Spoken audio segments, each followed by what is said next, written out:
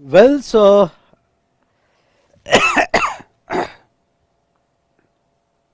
बेटा मेरी आवाज आ रही है क्लियर सभी को? यस और नो?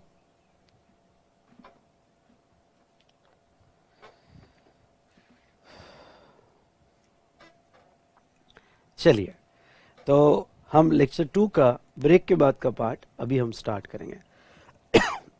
ठीक है, सो आर यू रेडी?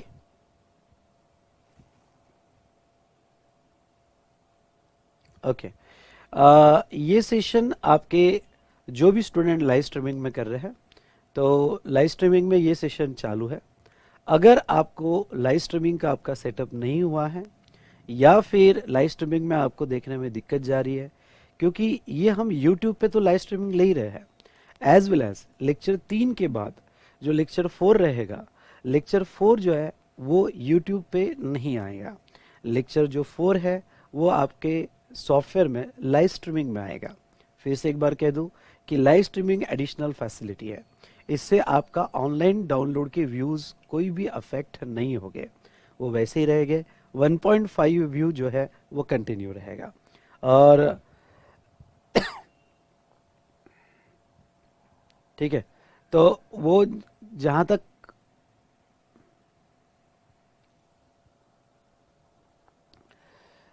अ, मेरा मैं क्लियर दिख रहा हूँ, क्योंकि थोड़ा कैमरे में भी प्रॉब्लम आ रहा है कल से। वो क्या रीज़न है I don't know, white background बहुत ज़्यादा आ रहा है, बट मैं क्लियर दिख रहा हूँ आपको?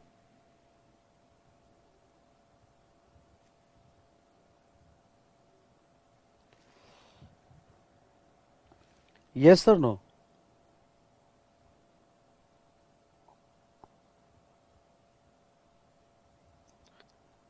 चलिए, तो अभी ये सेशन जो है, आपको हमारी टीम से कॉल आया होगा या आपने कल टेलीग्राम ग्रुप में मैसेज किया होगा। किसी भी तरह से अगर मेरी टीम ने आपको सेटअप करके दिया है, तो मैं आपको ये रिक्वेस्ट करूँगा कि यूट्यूब लेक्चर आप मोबाइल में स्टार्ट करें, जो हम यूट्यूब पे लाइव स्ट्रीमिंग कर रहे हैं, और आपके लैपटॉप में आप जो है लाइव सेशन में देखें। थोड़ा सॉफ्टवेयर से यूज टू हो जाए, क्योंकि आज का लेक्चर जो लेक्चर 2 पार्ट 2 है, ये लेक्चर लाइव स्ट्रीमिंग में हमारे सॉफ्टवेयर में भी चल रहा है और कल का लेक्चर भी चलेगा। तब तक आप सॉफ्टवेयर से यूज टू हो जाओगे और फिर हमें कोई दिक्कत नहीं जाएगी।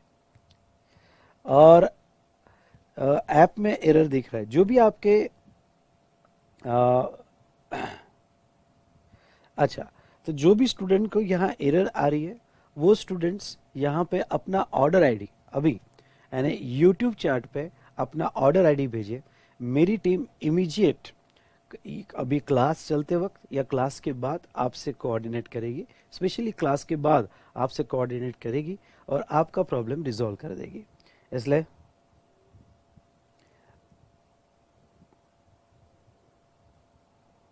ऐप पे लाइव स्ट्रीमिंग नहीं चल रही है, ठीक है, ऐप पे नहीं चल रही है।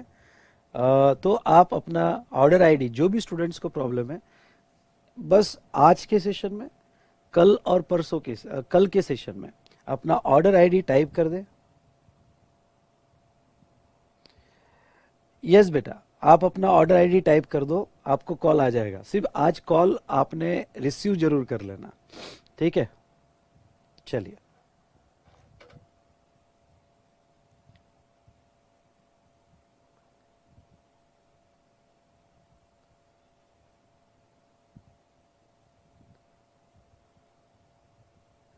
जो भी स्टूडेंट्स को प्रॉब्लम जा रही है,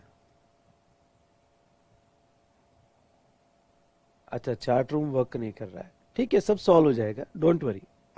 सिर्फ आप अपना ऑर्डर आईडी टाइप कर दे बस, बाकी मेरी टीम संभाल लेगी।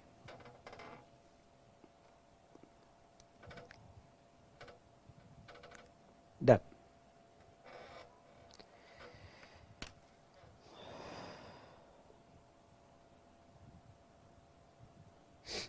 चलो, तो आर यू रेडी?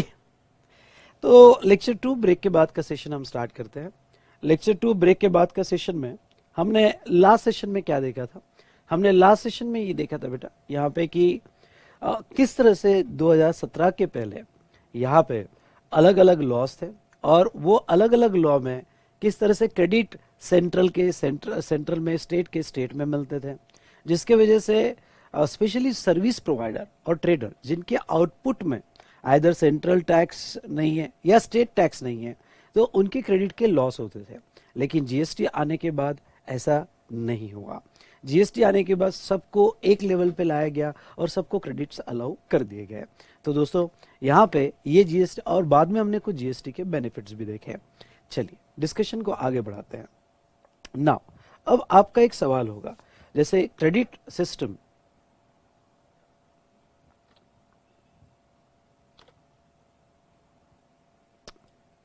यार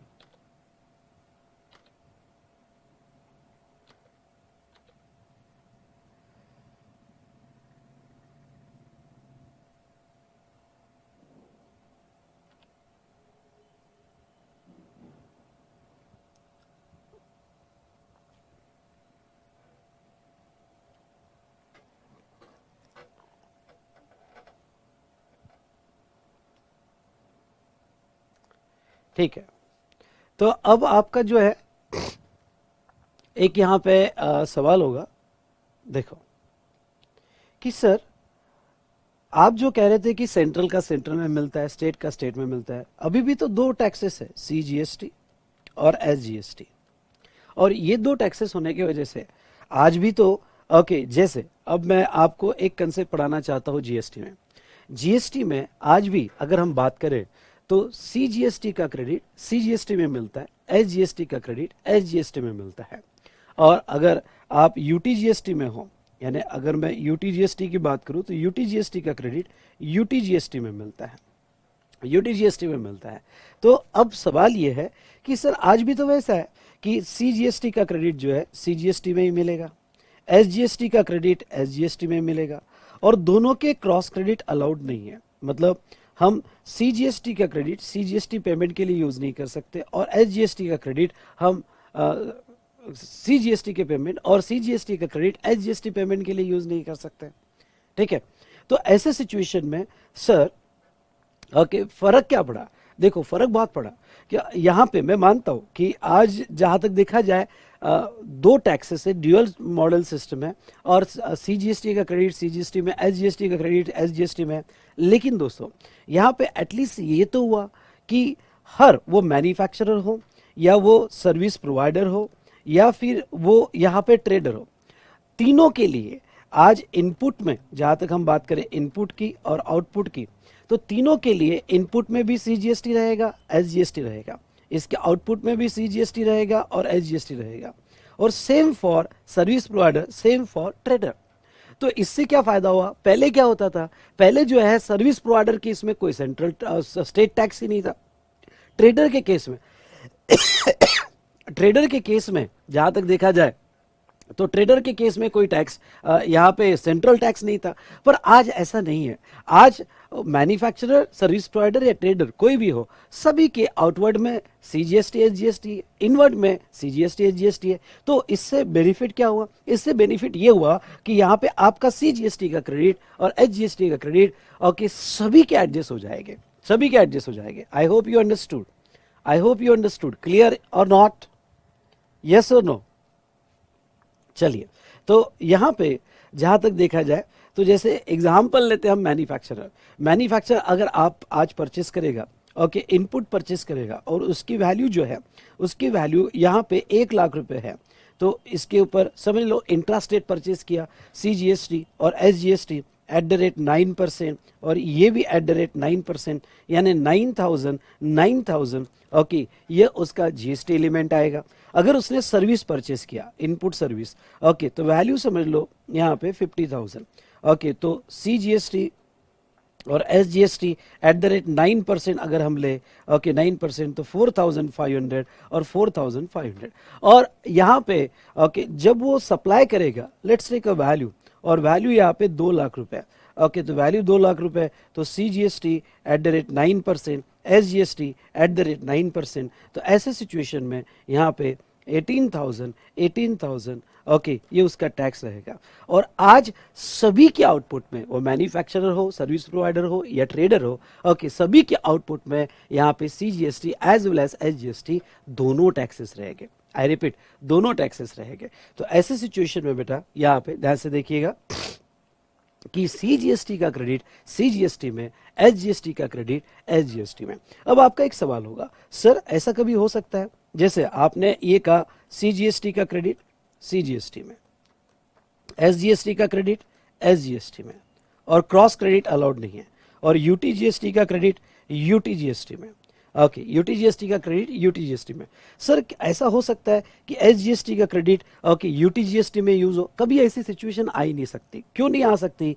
ओके, समझ लो आप चंडीगढ़ में हो, यूनियन टेरिटरी में हो, ओके, चंडीगढ़ में हो, ओके, यूटी में हो, ओके, यूटी में बेटा अगर कोई इंट्रा स्टेट सप्लाई, दो दो पॉसिबिलिटी है यूटी में। एक, आप अदर स्टेट से परचेस करोगे। अगर अदर स्टेट से परचेस करोगे, समझ लो ये कोई सप्लायर है और ये सप्लायर ने यहाँ पे कोई अदर स्टेट से इनपुट्स लिया, तो उसके ऊपर IGST आएगा, उसके ऊपर IGST आएगा। और उसने अगर लोकल परचेस किया, लोकल परचेस किया तो उसके ऊपर UTGST आएगा, ओके, और यहाँ पे आउटवर्ड सप्लाई किया तो CGST और UTGST आएगा। इन शॉर्ट, ओके, मेरा आपसे क्या कहना है, मेरा आपसे ये कहना है कि कभी ऐसा कॉम्बिनेशन बन ही नहीं सकता कि SGST इनवर्ट पे लगा हुआ है। SGST लगेगा कैसे इनवर्ट पे? अगर आप चंडीगढ़ में हो तो इनवर्ट पे भी UTGST लगेगा, आउटवर्ड पे भी UTGST लगेगा, और अगर आप कोई अदर स्टेट में बेचते हो तो IGST लगेगा, IGST लगेगा। इन सिंपल मेरा आपको ये कहना है कि ये कॉम्बिनेशन लाइफ में कभी नहीं बन सकता कि SGST और UTGST, इनवर्ड पे SGST और आउटवर्ड पे UTGST, कभी नहीं बन सकता। ओके, आपको मेरी बात समझ में आ रही है? बोलिए यस सर। ओके, बहुत अच्छा समझ में आ रही है, ये हुई ना बात। ओके, तो चलिए जहां तक देखा जाए, यहां पे देखो, तो यहां पे SGST का क्रेडिट SGST में, UTGST का क्रेडिट UTGST में, और क्रॉस क्रेडिट अलाउड नहीं है। ठीक है, ये हमने देखा। यहां पे डिस्कशन को थोड़ा आगे बढ़ाते हैं।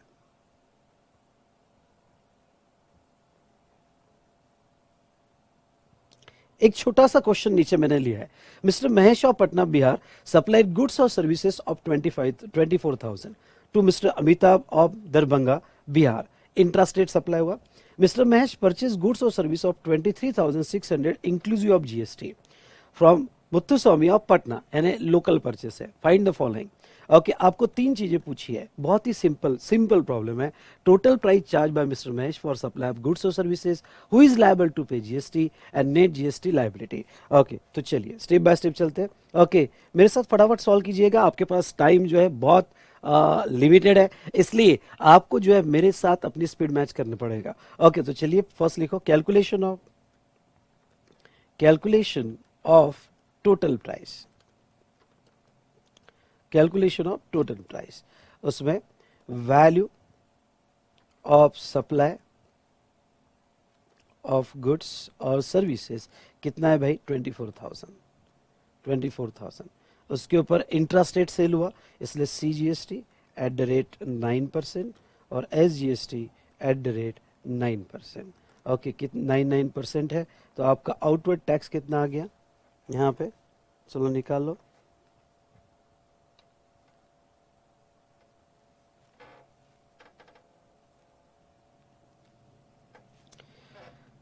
टू 2160। ठीक है, तो यहां पे टोटल प्राइस, आपकी जो टोटल प्राइस आएगी,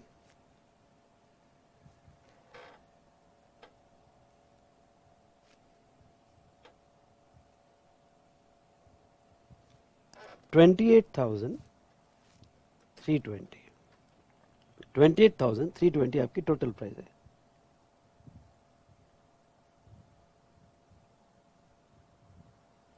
ठीक है, उसके बाद में next, who is liable to pay GST? Supplier. भाई जब भी वर्ड आए who is liable to pay GST, यानी गवर्नमेंट को कौन देगा? तो गवर्नमेंट को तो सप्लायर ही देगा। ओके, तो second, supplier mister Mahesh, supplier mister Mahesh is liable to pay is liable to pay GST, जिसमें CGST 2160 and SGST 2160 to government. चलिए, calculation of net liability of GST, ठीक है। अब देखो उसकी परचेसेस जो थी, परचेसेस 23,600 थी, इंक्लूसिव ऑफ जीएसटी था, तो आपको बैकवर्ड कैलकुलेशन कर लेना है। ओके, तो third, calculation of GST on inward supply और परचेसेस सप्लाई, उसमें जीएसटी इक्वल्स टू कितना है वो 23,600 इंटू 18 डिवाइडेड बाय 118, तो 23,600 divided by 118 into 18, 3,600, तो CGST equals to 1800 and SGST equals to 1800, ठीक है। 4, calculation of net GST liability, net GST liability कितनी है, ठीक है। पर्टिकुलर्स CGST और SGST, ठीक है। अब पर्टिकुलर्स में tax on outward supply,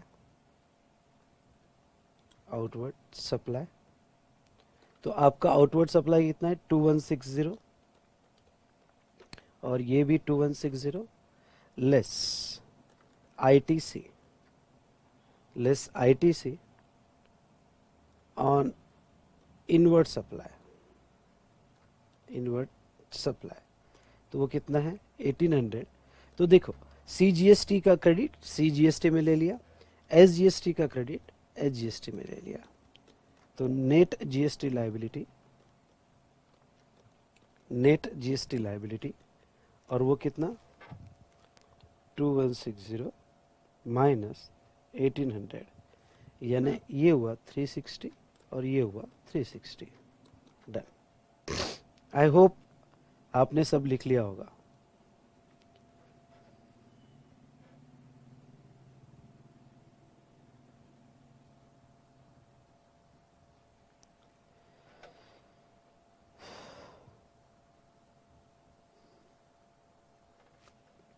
done, चलो।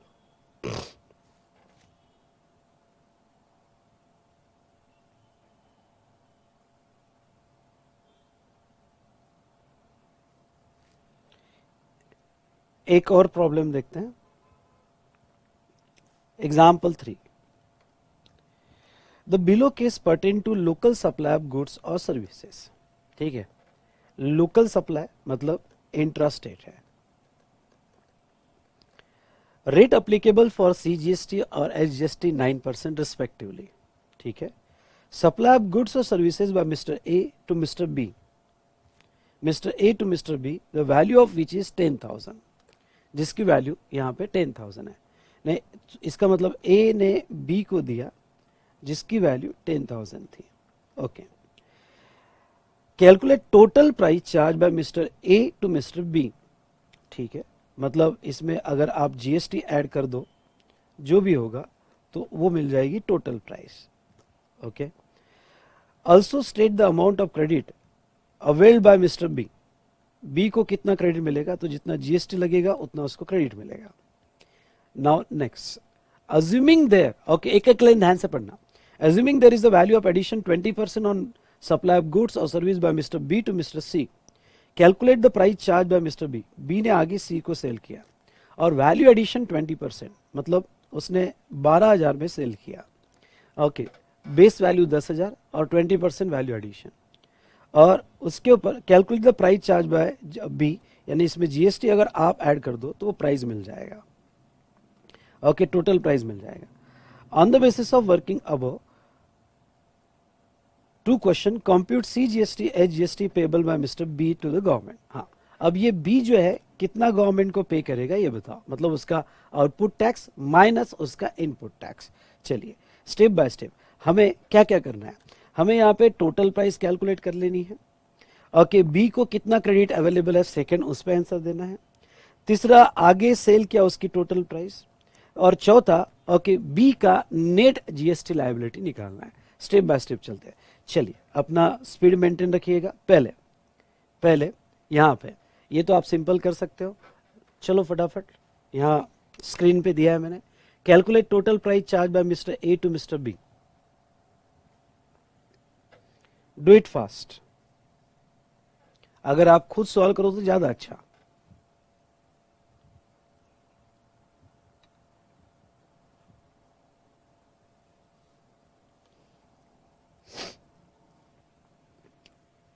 यस,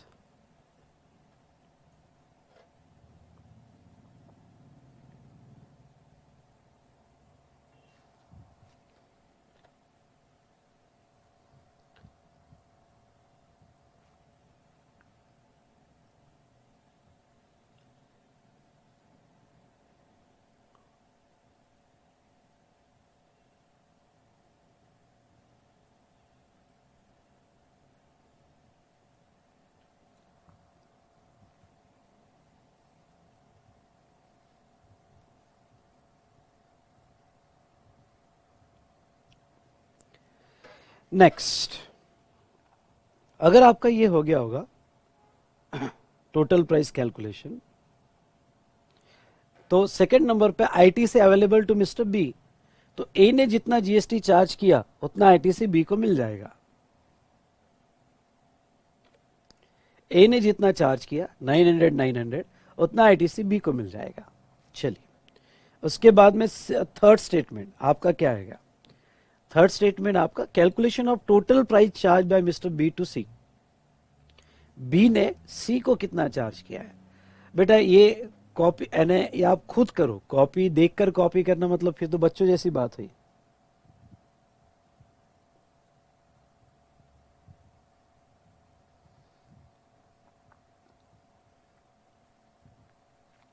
ठीक है, तो बी ने सी को जो चार्ज किया है सप्लाई 10,000 प्लस 20% 12,000 CGST और SGST।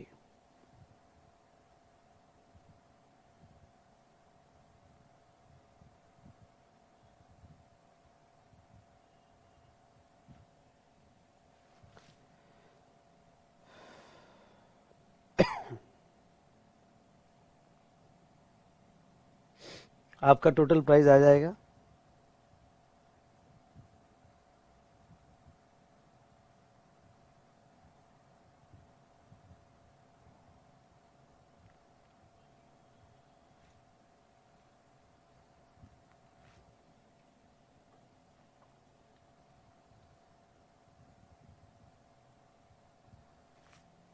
चलिए अगर ये हो गया तो next statement, net liability, calculation of net GST liability यहां पे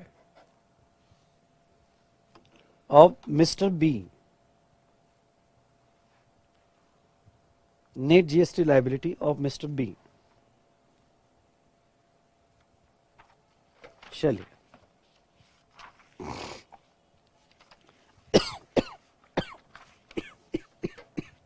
सॉरी बेटा,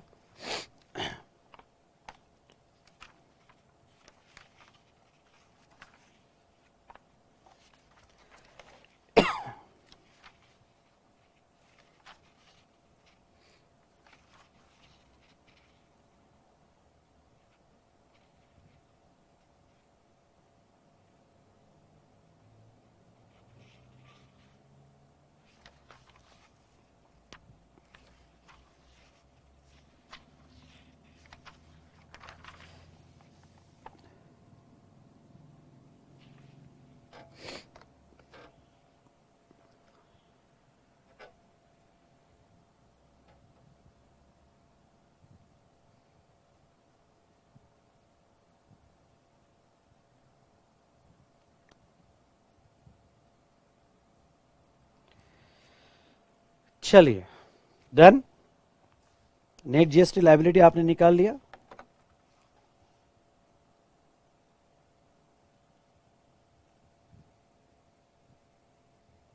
ओके,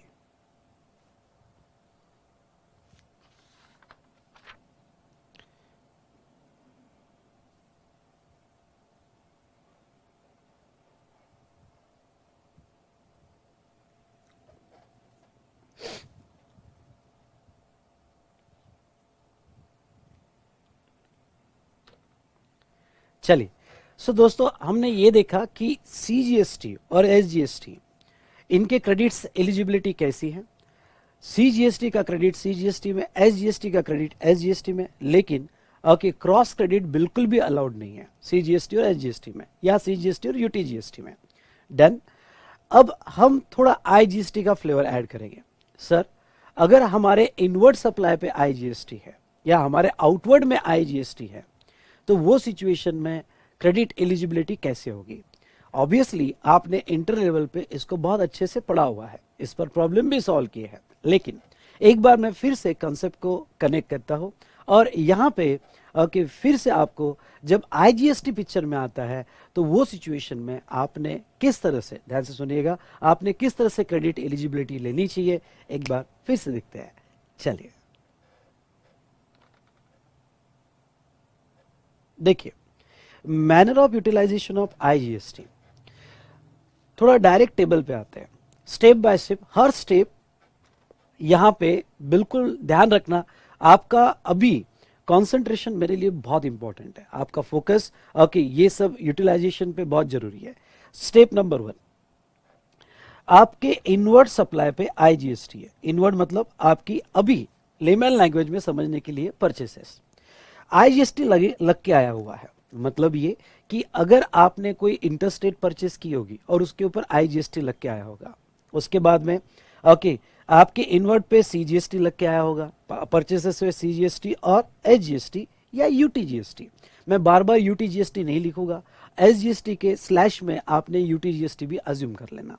यह आपके इनवर्ड परचेस पे है। नाउ आपने इंटर में पढ़ा, ऑफिस में भी काम किया कि जब भी आप क्रेडिट लेते हो तो 1-to-1 कोरिलेशन नहीं होता है। मतलब आपने जो भी परचेसेस की इस मंथ में, इंट्रा परचेस की होगी, इंटर स्टेट परचेस की होगी, total IGST, total CGST, total SGST, ये आपके टोटल इनवर्ड सप्लाई के क्रेडिट्स है। ओके, टोटल इनवर्ड सप्लाई के क्रेडिट्स है। डन। अब उसके बाद में नेक्स्ट यहां पे जो आपका क्रेडिट पड़ा हुआ है आईजीएसटी का, उसका यूटिलाइजेशन कैसे स्टार्ट होगा, ध्यान से देखिएगा। उसका यूटिलाइजेशन आप कैसे स्टार्ट करोगे, तो लॉ क्या कहता है, लॉ ये कहता है यहां पे कि आईजीएसटी का क्रेडिट, ध्यान से सुनिएगा, आईजीएसटी का क्रेडिट पहले आप आईजीएसटी में यूज करोगे। क्रेडिट यूटिलाइजेशन स्टेप्स एक बार फिर से, सबसे पहले आप क्रेडिट यूज करना स्टार्ट करोगे आईजीएसटी का। आपने ऑफिस में भी ये काम किया होगा कि आईजीएसटी का क्रेडिट आप यूज करना स्टार्ट करोगे। डन। अब ये जो आईजीएसटी का क्रेडिट आप यूज करोगे फॉर पेमेंट ऑफ आईजीएसटी पहले। नाउ आपका एक क्वेश्चन आ सकता है, क्या सर, क्या मैं सीजीएसटी और एसजीएसटी का क्रेडिट पहले यूज करूं? नहीं। ओके, आगे में एक सेक्शन पढ़ा होगा पेमेंट ऑफ टैक्स में, सेक्शन 49, और सेक्शन 49 ये कहता है कि जब भी आप क्रेडिट यूज करने जाओ तो सबसे पहले क्रेडिट यूज होगा आईजीएसटी का, वो एग्जॉस्ट होगा, और वो एग्जॉस्ट होने के बाद ही आप सीजीएसटी और एसजीएसटी का क्रेडिट यूज कर पाओगे फॉर पेमेंट ऑफ टैक्स। तो सबसे पहले आपको यूज करना है आईजीएसटी का क्रेडिट। अब यूज कैसे करें, तो गवर्नमेंट कहती है आईजीएसटी का क्रेडिट यूज करने के लिए आप पहले आपके आउटवर्ड में कोई आईजीएसटी होगा, आउट मतलब आपने इंटरस्टेट सेल किया होगा, सप्लाई किया होगा, और आईजीएसटी होगा उस मंथ में या उस क्वार्टर में, तो आप आईजीएसटी पेमेंट के लिए यूज करोगे, आईजीएसटी के लिए पहले पूरा यूज कर लोगे। उसके बाद में भी बैलेंस है, मतलब आपके पास 2000 का आईजीएसटी है, 2000 का आईजीएसटी, और इस मंथ में मेरा आउटवर्ड सप्लाई जिसके ऊपर आईजीएसटी लगा वो 1000 ही है। तो वो अगर 1000 है तो आपने 1000 के लिए यूज कर लिया, बैलेंस बचा 1000। अब बचा हुआ आईजीएसटी आप जो है सीजीएसटी और एसजीएसटी दोनों के लिए यूज कर सकते हैं, कोई भी रेशियो में। अब कोई भी रेशियो मतलब एनी, मतलब कोई भी रेशियो में मतलब क्या कि आप ऐसा, अब इसमें 3 पॉसिबिलिटी है। ओके, आप यहाँ पूरा 1000 सीजीएसटी के लिए यूज करो जो बचा हुआ है, रिमेनिंग डैश, या फिर आप पूरा एसजीएसटी के लिए यूज करो यहाँ डैश, या आप 50-50 यूज करो, या आप 70-30 यूज करो। जो रेशियो में आपको यूज करना है कर सकते हो। मतलब आप ये जो आईजीएसटी है, balance credit, okay balance credit पूरा 100% सीजीएसटी में, एसजीएसटी में कुछ भी नहीं, पूरा 100% एसजीएसटी में, सीजीएसटी में कुछ भी नहीं, या 50-50, या जो भी आपको रेशियो में 30-70 जो भी रेशियो में यूज करना है वो रेशियो में आप यूज कर सकते हो, उसके लिए कोई रिस्ट्रिक्शन नहीं। लेकिन मोस्ट ऑफ द प्रॉब्लम में जब मैं प्रॉब्लम सॉल्व करूंगा तो मैं यहाँ पे 50-50 यूज करूंगा या कभी 100% यूज करूंगा to maintain the harmony in class. लेकिन ओके एग्जाम में आपका आंसर यहाँ पे बदल सकता है। एग्जाम में जो है यहाँ पे हर स्टूडेंट अपने हिसाब से इसको यूज कर सकता है, कोई 100 यूज कर सकता है, कोई 50-50, यहाँ सबके आंसर बदल सकते हैं, इसलिए आंसर टैली मत करना यहाँ पे, ठीक है। अब लॉ क्या कहता है? लॉ ये कहता है कि after after utilization of full ITC, after utilization, यहां आप लिख सकते हो बीच में, utilization of full ITC of IGST पूरा एग्जॉस्ट होने के बाद, पूरा एग्जॉस्ट होने के बाद ही आपको CGST और SGST ये यूज करना है। अब देखो सीजीएसटी का क्रेडिट, अब सेकंड आप यूज करोगे सीजीएसटी का क्रेडिट, सीजीएसटी का क्रेडिट आप सीजीएसटी के पेमेंट के लिए यूज कर सकते हैं, आईजीएसटी के लिए भी यूज कर सकते हैं। और ऐसी यहां स्टेप नहीं है कि पहले आप सीजीएसटी में यूज करो बाद में आईजीएसटी में, ऐसा नहीं। जैसे आईजीएसटी के लिए रिस्ट्रिक्शन डाला है कि आईजीएसटी के लिए बोला है पहले आईजीएसटी बाद में आप बचा हुआ एनी, ओके बिटवीन यहाँ पे सीजीएसटी और एसजीएसटी। लेकिन सीजीएसटी का क्रेडिट आप डायरेक्ट आईजीएसटी में भी यूज कर सकते हो और सीजीएसटी में यूज कर सकते हो। लेकिन कॉमन पोर्टल नॉर्मली क्या करता है, कॉमन पोर्टल अगर आपने यहाँ पे ऑफिस में देखा होगा तो कॉमन पोर्टल पहले सीजीएसटी में यूज करता है और बाद में आईजीएसटी में। तो हमको प्रॉब्लम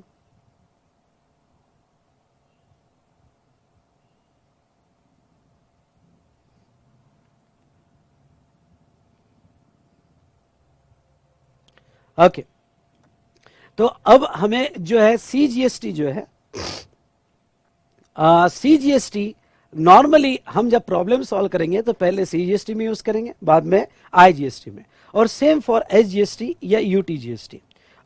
यूटीजीएसटी का एसजीएसटी का क्रेडिट हम पहले एसजीएसटी में यूज करेंगे बाद में आईजीएसटी में। रिस्ट्रिक्शन नहीं है कि पहले एसजीएसटी में यूज करो, लेकिन to maintain the harmony in class हम जो है यहाँ पे सुनिए ध्यान से, हम जो है सीजीएसटी और एसजीएसटी का क्रेडिट पहले सीजीएसटी और एसजीएसटी में यूज करेंगे बाद में आईजीएसटी में।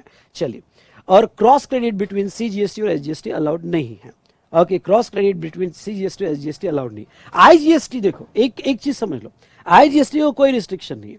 आईजीएसटी का क्रेडिट हम सीजीएसटी, एसजीएसटी या यूटीजीएसटी के लिए भी यूज कर सकते हैं। आप यहाँ पे ऑप्शन में यूटीजीएसटी डाल सकते हो। देखो मैं बार बार नहीं लिखूंगा यूटीजीएसटी, जहां एसजीएसटी है वहां यूटीजीएसटी डिफॉल्ट समझ जाना। तो आईजीएसटी आप यूज भी कर सकते हो और सीजीएसटी का क्रेडिट आईजीएसटी में भी यूज कर सकते हो। आईजीएसटी के क्रॉस क्रेडिट अलाउड है, लेकिन सीजीएसटी और एसजीएसटी या यूटीजीएसटी के क्रॉस क्रेडिट अलाउड नहीं है। डन। अब मैं थोड़ा सा एक छोटे से एग्जांपल से आगे बढ़ूंगा। एंड आपको समझने में और आसानी होगी। समझ लो बेटा, मैं यहाँ पे मैं जो है खाना खा रहा हूँ।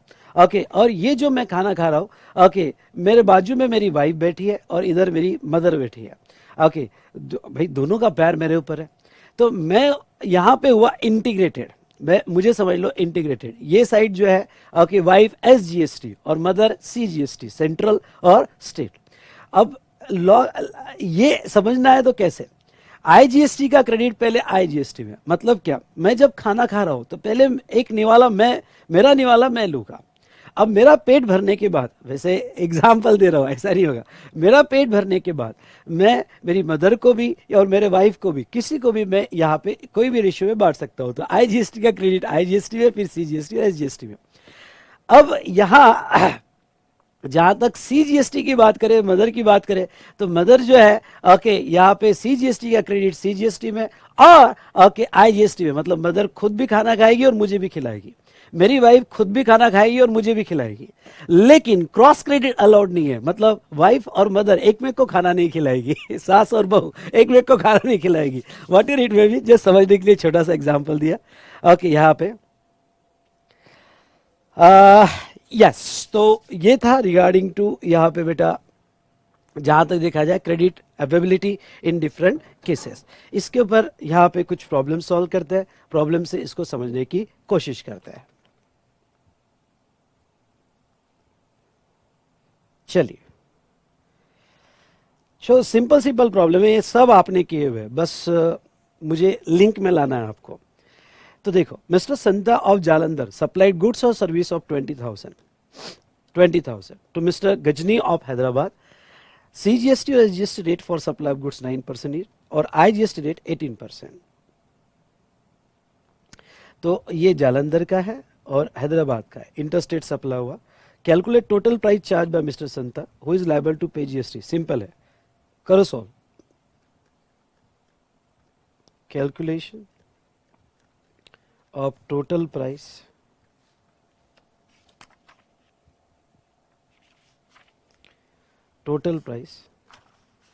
Charge by mister Santa, value of supply, do it fast, 20,000। उसके जैसा मैं यहाँ पे बेटा हर कॉन्सेप्ट पे क्वेश्चन ले रहा हूँ, इस मेरे बुक में इटसेल्फ मैंने अराउंड 300 क्वेश्चंस लिए, हर कॉन्सेप्ट पे क्वेश्चंस लिए। डोंट वरी, मैं हर चीज पढ़ा हूँ, plus in addition to that questionnaires की भी प्रैक्टिस जो आपको करना है, जिसके ओके मैं वीडियो आपको प्रोवाइड कर दूंगा। बेटा इतना कर लो, और मैंने जो लेक्चर 00 में स्टेप बताई थी, मेरे साथ बुक पढ़ लेने का, सुनो मेरे साथ बुक पढ़ने का, second step questionnaire, third step chapter wise आपको चार्ट दिए जाएंगे वो, प्लस कंप्लीट क्वेश्चनर का डिस्कशन, और लास्ट में आपका मैराथन रिवीजन। ठीक है, वैल्यू ऑफ सप्लाई 20,000। उसके बाद में IGST लगेगा क्योंकि इंटरस्टेट है, IGST एट द रेट 18%। तो 18% यानी यहाँ पे, तो टोटल प्राइस सिंपल है, फटाफट कर लो। Total price 23,600। Who is liable to pay GST? Mister Santa supplier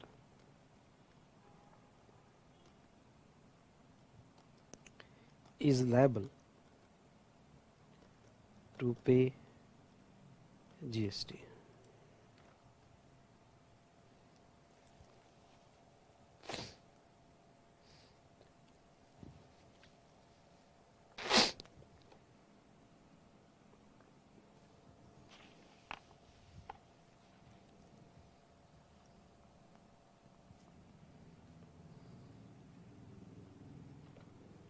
चलिए नेक्स्ट क्वेश्चन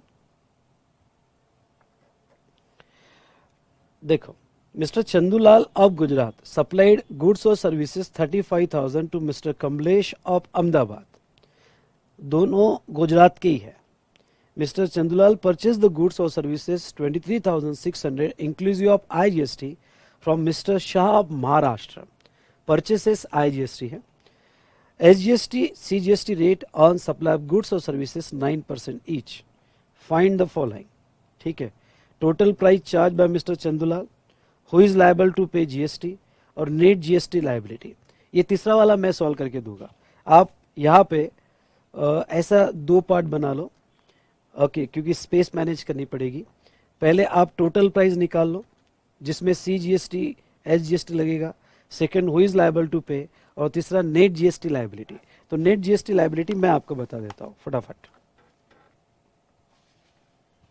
चलो सॉल्व करो आप फटाफट, मैं टाइम नहीं दूंगा बेटा आपको।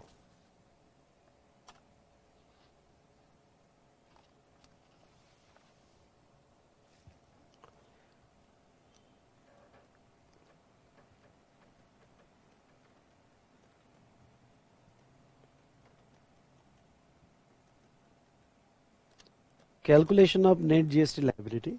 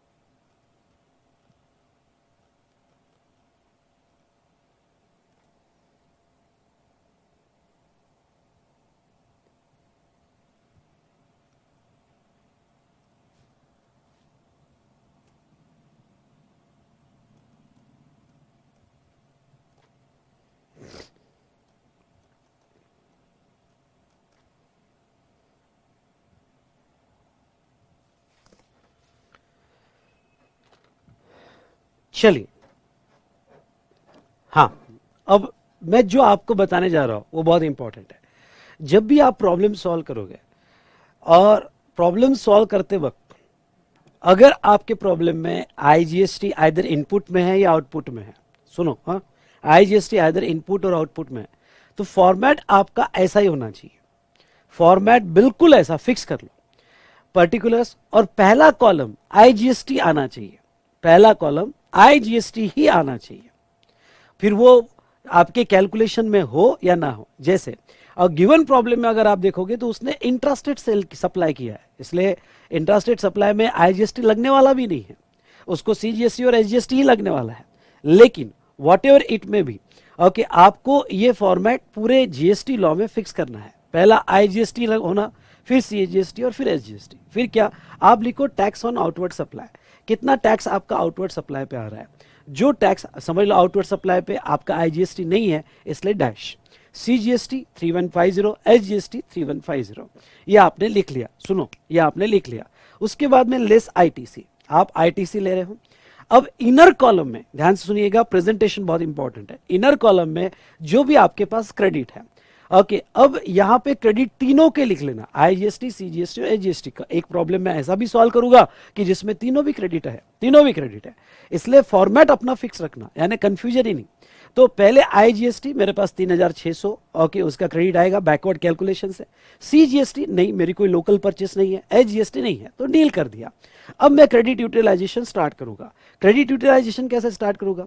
आईजीएसटी का क्रेडिट हमने क्या पढ़ा था, आईजीएसटी का क्रेडिट पहले आईजीएसटी के लिए, लेकिन आईजीएसटी कोई देना है ही नहीं, इसलिए डैश।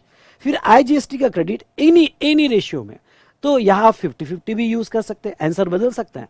यहां 50-50 भी यूज कर सकते हैं। मैंने क्या किया, मैंने यहां पूरा सीजीएसटी के लिए यूज कर लिया 100%, बचा हुआ एसजीएसटी के लिए। मैं 50-50 भी यूज कर सकता हूँ, 100-100 भी यूज कर सकता हूँ, कोई भी रेशियो में यूज कर सकता हूँ, मेरी मर्जी। तो ओके, उसके बाद में सीजीएसटी क्रेडिट ही नहीं है, एसजीएसटी क्रेडिट ही नहीं है, इसलिए जो टैक्स पेएबल आएगा एसजीएसटी, और वो आएगा 2700। फॉर्मेट बहुत क्लियर चाहिए आपका। ओके, आप जब भी आईजीएसटी का फ्लेवर आ गया इधर इनपुट में या आउटपुट में, तो आपके ऐसे 3 कॉलम बनने चाहिए, पहला आईजीएसटी, सीजीएसटी, एसजीएसटी, और आईटीसी में भी इनर कॉलम में आईजीएसटी का credit, CGST credit, SGST credit. Clear? Yes और नो? क्लियर हुआ सभी को?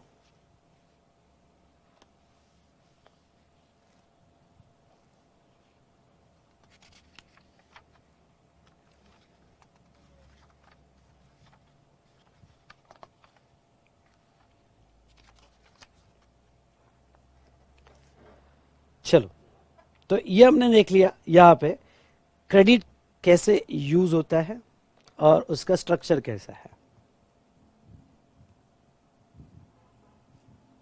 चलो, नेक्स्ट प्रॉब्लम सॉल्व करेंगे, बहुत अच्छा प्रॉब्लम है।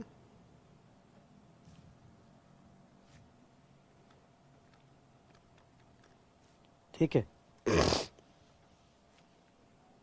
देखो, below case pertaining to interstate supply of goods और services, rate applicable for IGST 18%, CGST और एसजीएसटी 9% रिस्पेक्टिवली। ठीक है बेटा, अब बाकी जो भी आपके सवाल हो क्लास के एंड में पूछो, अपना टाइम भी वेस्ट मत करो। मैं इन बिटवीन क्लास में, स्पेशली आपके कोर्स में इन बिटवीन क्लास में तो टाइम पास करने वाला ही नहीं हूँ।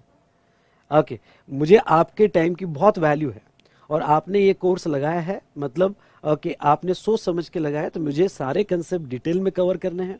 ओके, और कुछ भी ऐसा नहीं छोड़ना है कि जो यहाँ पे रह गया ये वगैरह, हमें बहुत अच्छे से कवर करना है।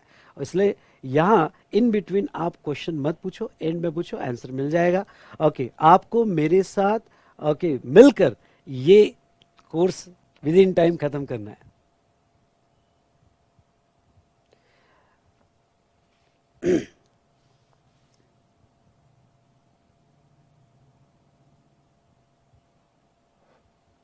चलिए,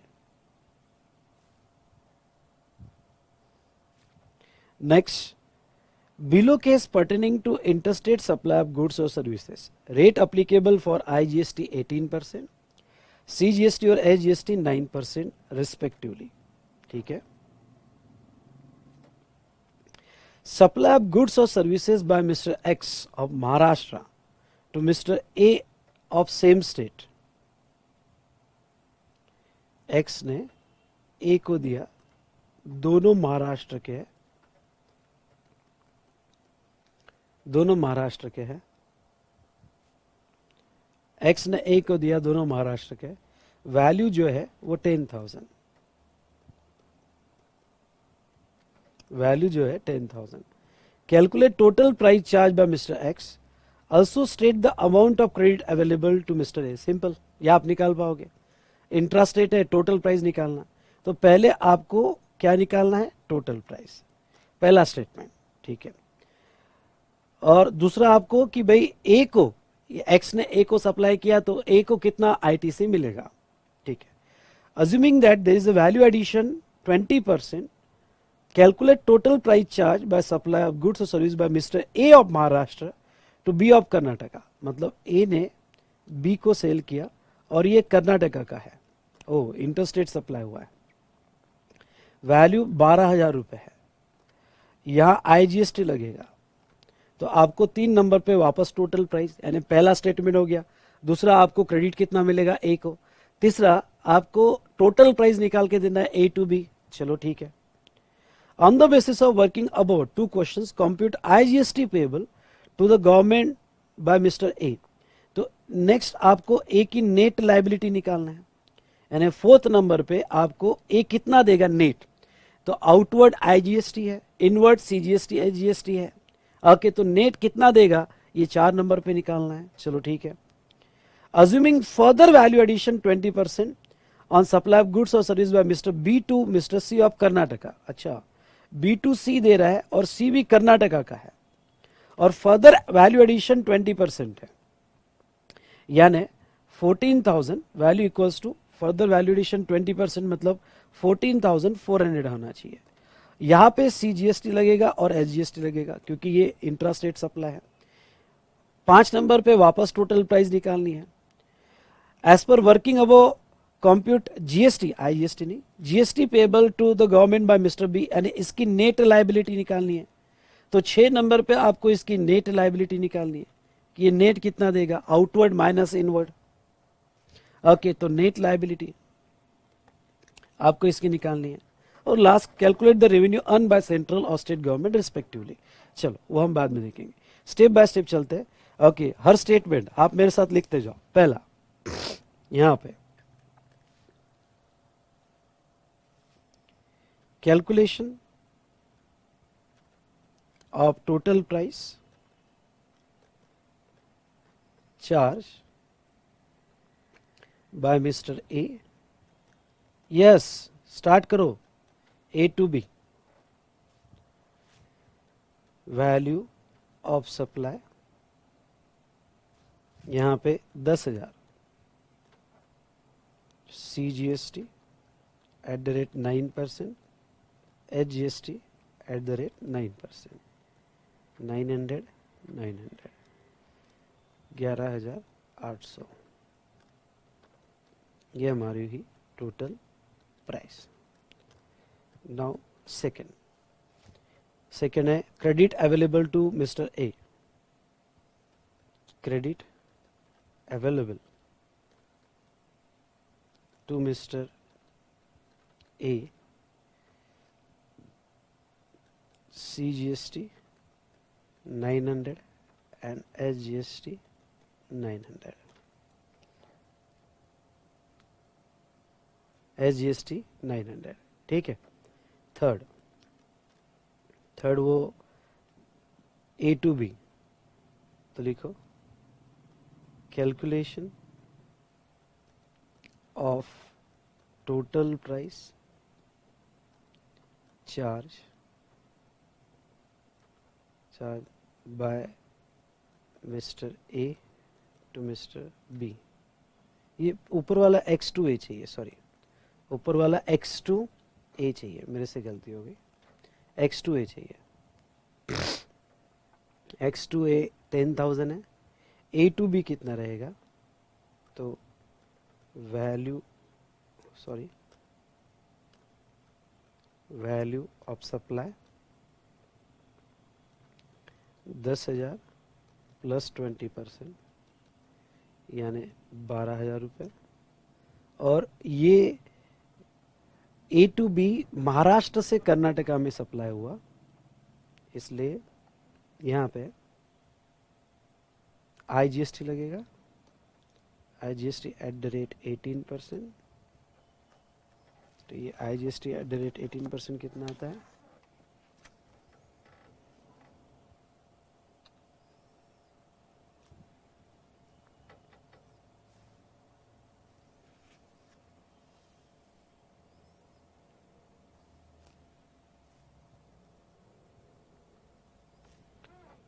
2160। Total price 14,160। अब ए की नेट लायबिलिटी फोर्थ नंबर पे आएगी, ए की नेट लायबिलिटी। तो चलो यहाँ पे फोर्थ नंबर पे calculation of net GST payable by mister A. Particulars format हमारा फिक्स रखना, IGST, CGST और SGST। Tax on outward supply, हाँ तो आउटवर्ड सप्लाई में क्या टैक्स था? ए के CGST और SGST था 900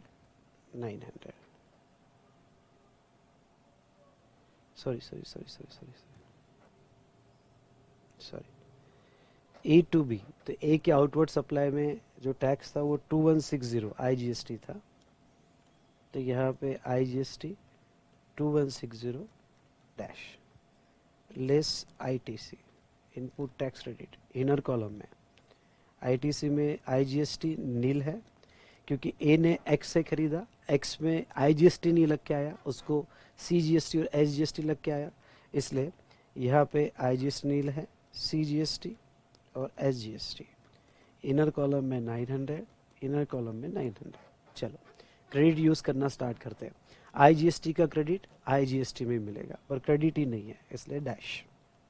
उसके बाद में CGST का क्रेडिट CGST में या IGST में, CGST है ही नहीं इसलिए मैं IGST में ही यूज करूंगा, बाकी डैश। यहाँ क्रॉस इसलिए क्योंकि CGST का क्रेडिट मैं SGST के लिए यूज नहीं कर सकता, ठीक है। और यहाँ पे भी 900 इधर ले लूँगा, यहाँ पे डैश, यहाँ पे क्रॉस। क्यों क्रॉस? क्योंकि मैं SGST का क्रेडिट CGST के लिए यूज नहीं कर सकता। तो मेरी नेट GST लायबिलिटी आई, नेट GST लायबिलिटी कितनी आई? 360 रुपीज़। और मुझे IGST देना है 360। ये नील और ये नील, डन।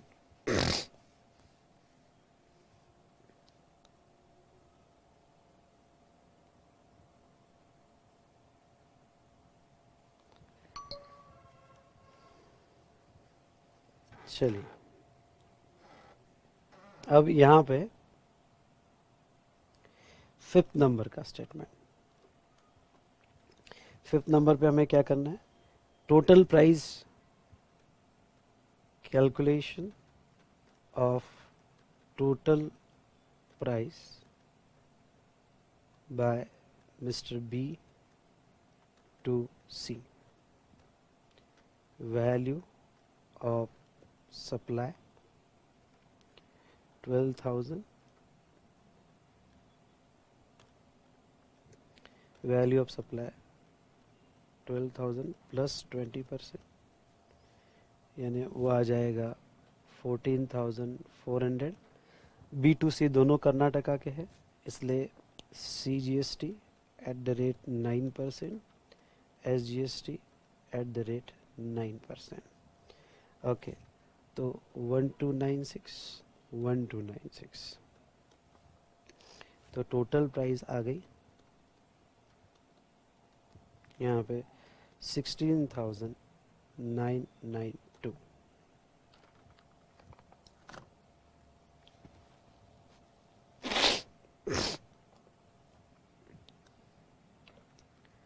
16,992। ठीक है,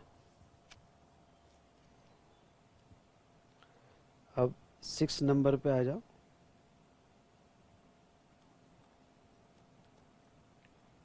calculation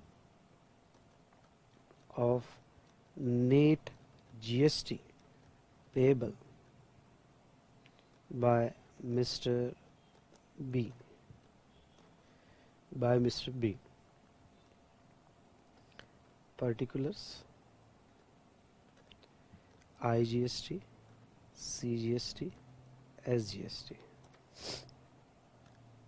Tax on outward supply. Tax on outward supply. क्या है इसके आउटवर्ड सप्लाई में? CGST है 1296, 1296 लेस ITC। ITC में क्या क्या है? तीनों लिख लो पहले, IGST, CGST, SGST। इसमें से इसके इनवर्ड में क्या था? इसके इनवर्ड में IGST था। इसको क्या लग के आया था? IGST A to B 2160। तो ये 2160 IGST लग के आया था। CGST नील, ये भी नील। तो IGST का क्रेडिट पहले IGST में, तो IGST है ही नहीं, तो फिर मैं पूरा 1296 इसमें यूज़ कर सकता हूँ और बचा हुआ 864 मैं इसमें यूज़ कर लूँगा, बाकी डैश है। तो आपका पेएबल क्या आएगा? नील, नील और 1296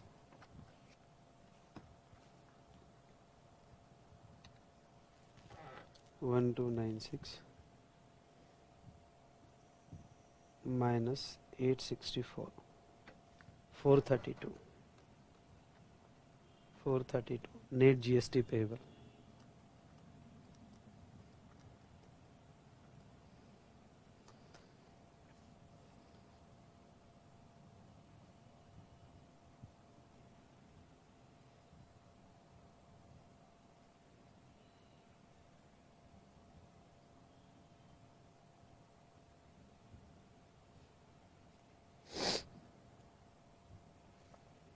डन।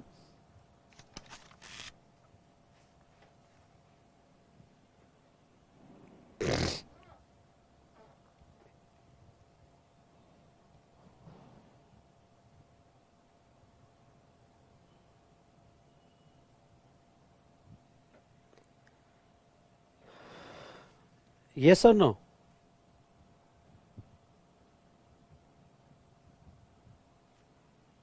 चलिए,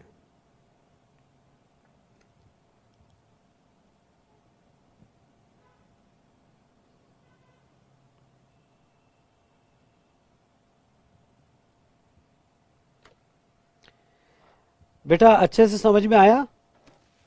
बताइए, मैं वेट कर रहा हूं आपके आंसर का।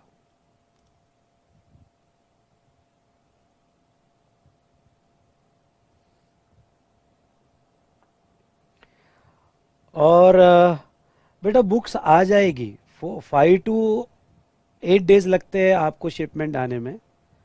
मैंने सेकंड को शिपमेंट किया है, जो अभी लाइव स्ट्रीमिंग कर रहे हैं उनके लिए मैं स्पेशली बात कर रहा हूं।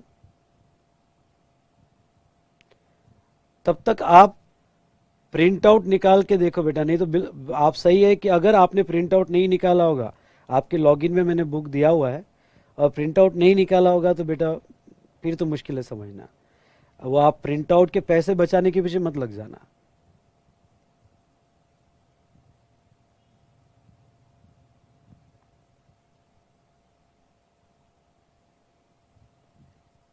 पहले 2-3 चैप्टर्स के प्रिंट आउट निकाल के रख दो, क्योंकि मेरे सामने भी चैलेंज है कि मुझे अमेंडमेंट्स कवर करके देना है आपको।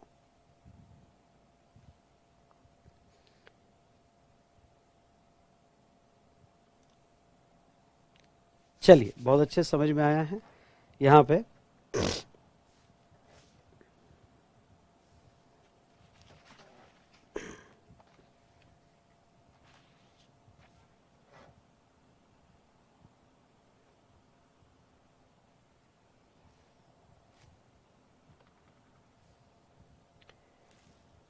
चलिए बेटा नेक्स्ट देख लेते हैं, एक प्रॉब्लम ये भी सॉल्व कर लेते हैं, मतलब आपकी अच्छी ग्रिप आ जाएगी कॉन्सेप्ट पे। Mrs alpha limited of Maharashtra purchases goods at intra state as well as inter state, उसका इंट्रा भी है और inter state level, and supply such goods to various dealer intra state और इंटर स्टेट। भाई mister alpha, okay, ये उसकी purchases भी intra और इंटर है और सेल्स भी इंट्रा और इंटर स्टेट है, ठीक है।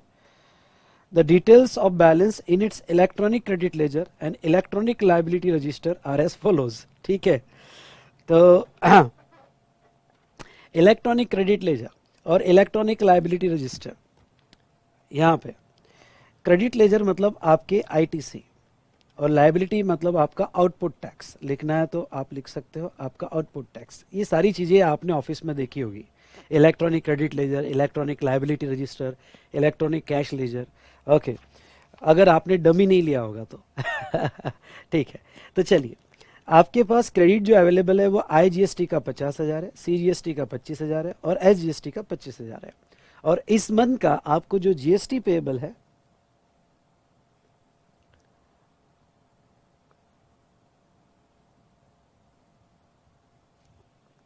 ओके, आपको जो जीएसटी पेएबल है वो पेएबल है यहाँ पे 20,000, CGST 25,000, SGST 25,000। Calculate the amount of duty payable by Mrs alpha limited. चलो ये निकाल लेते हैं। तो नेट ड्यूटी के जगह नेट जीएसटी पेएबल कर दो, okay, by Mrs alpha limited. तो लिखो calculation of net GST payable by Messrs alpha limited. हमारा फॉर्मेट पर्टिकुलर्स आईजीएसटी, सीजीएसटी और SGST, okay, particulars IGST, CGST और एसजीएसटी। चलिए उसके बाद में particulars tax on outward supply, tax on outward supply. तो कितना है, आईजीएसटी कितना है बेटा, 20,000 रुपये, लाइबिलिटी आपकी 20,000, सीजीएसटी एसजीएसटी 25,000, 25,000, ये आपका आउटवर्ड सप्लाई का टैक्स है, लेस आईटीसी। आईटीसी में इनर कॉलम में पहले ही लिख लेना, आईजीएसटी कितना है आपके पास, 50,000, आईजीएसटी 50,000 है, सीजीएसटी आपके पास कितना है, तो सीजीएसटी 25 है, सीजीएसटी 25 है और एसजीएसटी 25 है। सफिशिएंट बैलेंस है आपके पास। चलिए अब क्रेडिट यूटिलाइजेशन हम स्टार्ट करेंगे। पहले आईजीएसटी को खत्म करेंगे। हाँ, ये सेक्शन 49 में बहुत क्लियर दिया हुआ है कि पहले आपको आईजीएसटी को ही खत्म करना है, ठीक है। तो आईजीएसटी को पहले खत्म करेंगे, आईजीएसटी का क्रेडिट पहले आईजीएसटी में, चलो पहले आईजीएसटी में, ठीक है। यहाँ पे पहले आईजीएसटी में हमने यूज कर लिया, उसके बाद में बैलेंस है क्या, यस है। अब आपकी मर्जी, आप कैसे भी यूज कर सकते हो। तो मैं 50-50 भी यूज कर सकता हूँ, मैं पूरा भी यूज कर सकता हूँ, तो मैंने पूरा ले लिया यहाँ पे 25,000, ओके, और बचा हुआ 5,000 इधर, ठीक है। चलो आईजीएसटी यूज हो गया, 50-50 भी ले सकता हूँ, मेरी मर्जी, वो मेरा प्लानिंग रहेगा कि मैं क्या करूँ, ओके। तो यहाँ पे आप यहाँ प्रॉब्लम सॉल्व करते हो आप कैसे भी कर सकते हो। चलो एक एग्जांपल लेते हैं कि मैं 50-50 ले लेता हूँ, तो हमने इसके पहले 100 यूज़ किया, या 50-50 यूज़ कर लेंगे तो थोड़ा ज़्यादा बेटर रहेगा। तो यहाँ 15,000, यानी एक टाइप का ऐसा भी प्रॉब्लम कर लेते हैं, 15,000 15,000, ओके, 50-50 यूज़ कर लिया।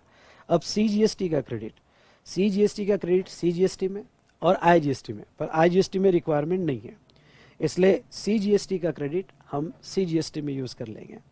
तो यहाँ पे हमने सीजीएसटी में यूज़ कर लिया, ओके। आईजीएसटी एसजीएसटी में अलाउड ही नहीं है और अभी मेरे पास एक्सेस बैलेंस है। एसजीएसटी का क्रेडिट मैंने यहाँ पे तो अलाउड ही नहीं है और यहाँ एसजीएसटी में 10,000 यूज़ कर लिया, ओके। तो नेट जीएसटी पेएबल कितना आया, तो मेरा नेट जीएसटी पेएबल जहाँ तक देखा जाए ये भी नील, ये भी नील और ये भी नील, और बैलेंस कैरी फॉरवर्ड। यस, कुछ बैलेंस तो कैरी फॉरवर्ड हुआ ना मेरा, तो बैलेंस कैरी फॉरवर्ड, तो कितना कैरी फॉरवर्ड हुआ? CGST का 10,000 ही यूज हुआ, इसलिए 15,000 कैरी फॉरवर्ड होगा। तो CGST का यहाँ पे 15,000 और SGST का 15,000। ठीक है, तो ये आपका बैलेंस कैरी फॉरवर्ड हुआ। ये समझ में आया बेटा? यस और नो? सिंपल प्रॉब्लम था।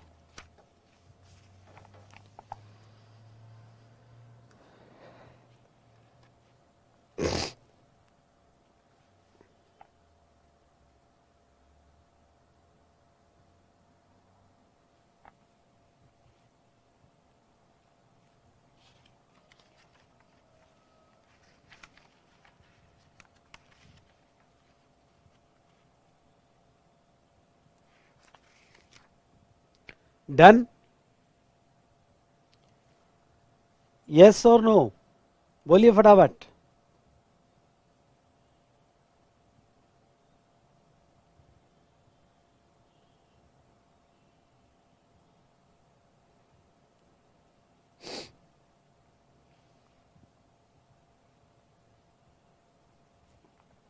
चलो,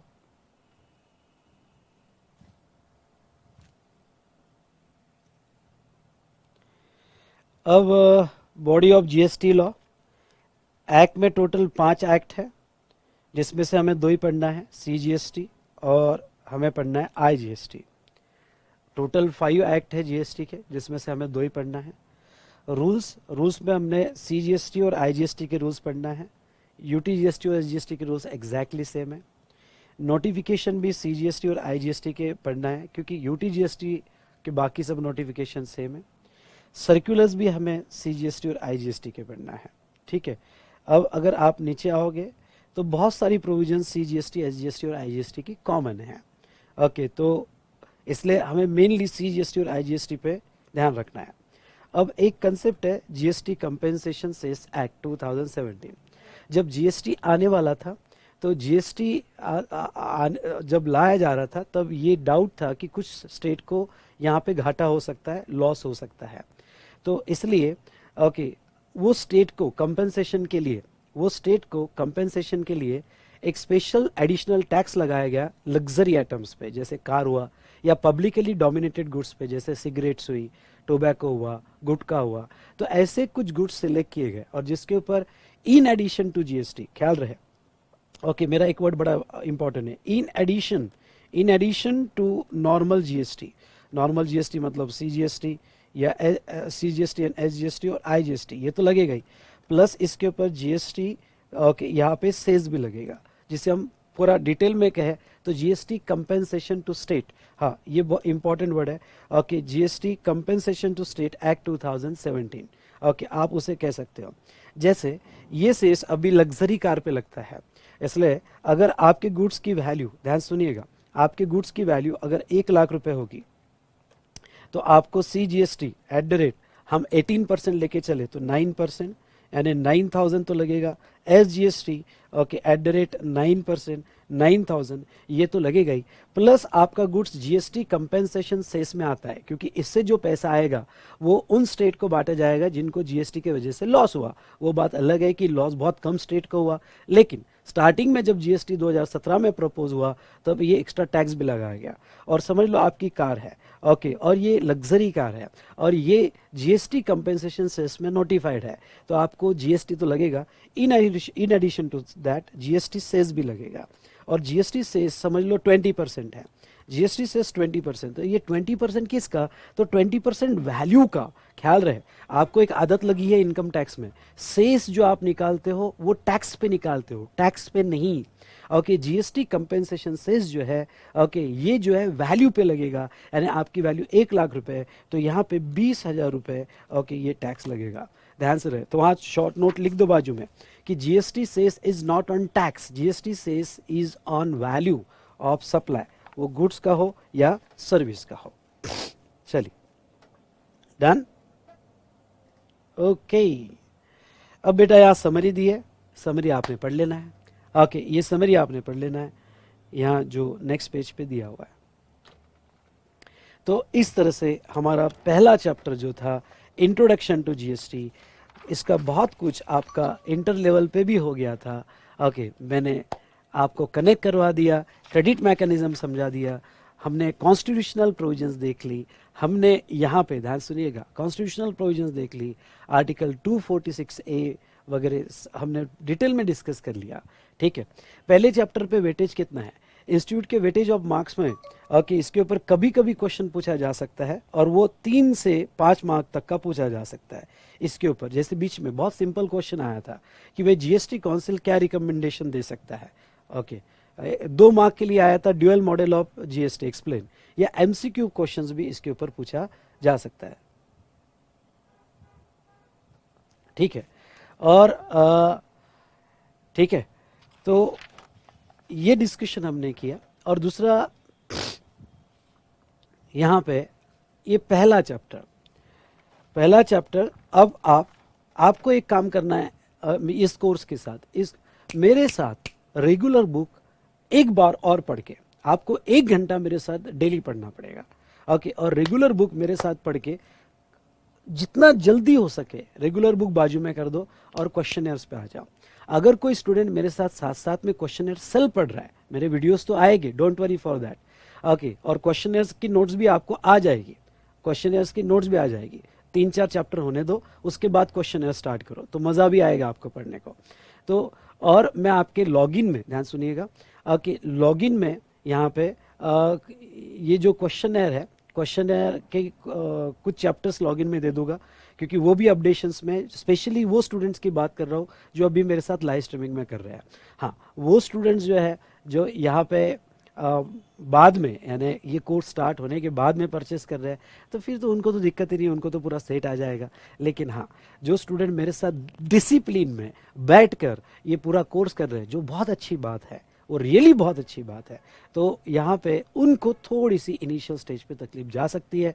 कुछ प्रिंट आउट्स उनको 2-3 चैप्टर्स की लेना पड़ेगा, ओके, रेगुलर बुक की भी और क्वेश्चनर्स की भी। ठीक है, सो दैट आप मेरे साथ अपने क्वेश्चनर रीड कर सको। ठीक है, चलिए, डन, क्लियरली आपको समझ में आया, यस और नो?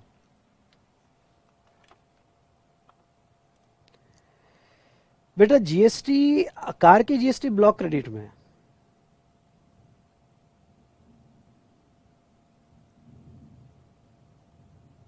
कार के जीएसटी ब्लॉक क्रेडिट में, पर जीएसटी तो लगता ही है।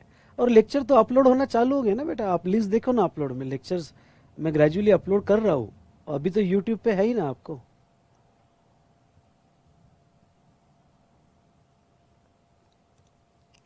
चलिए दोस्तों, तो अब हम स्टार्ट करेंगे चैप्टर नंबर 2। आ जाओ फटाफट चैप्टर नंबर 2 पे।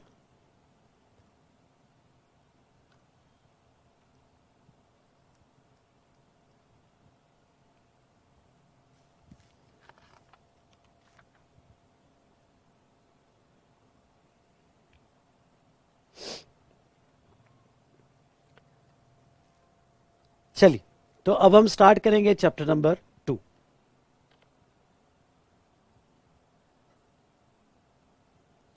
Charge of tax and application of CGST and IGST law. देखिए, यहां पे कोई भी इकोनॉमिकल लॉ यहां 3 स्टेजेस में कैरी आउट होता है। पहले लेवी, सेकंड उसका assessment, levy assessment, and third collection.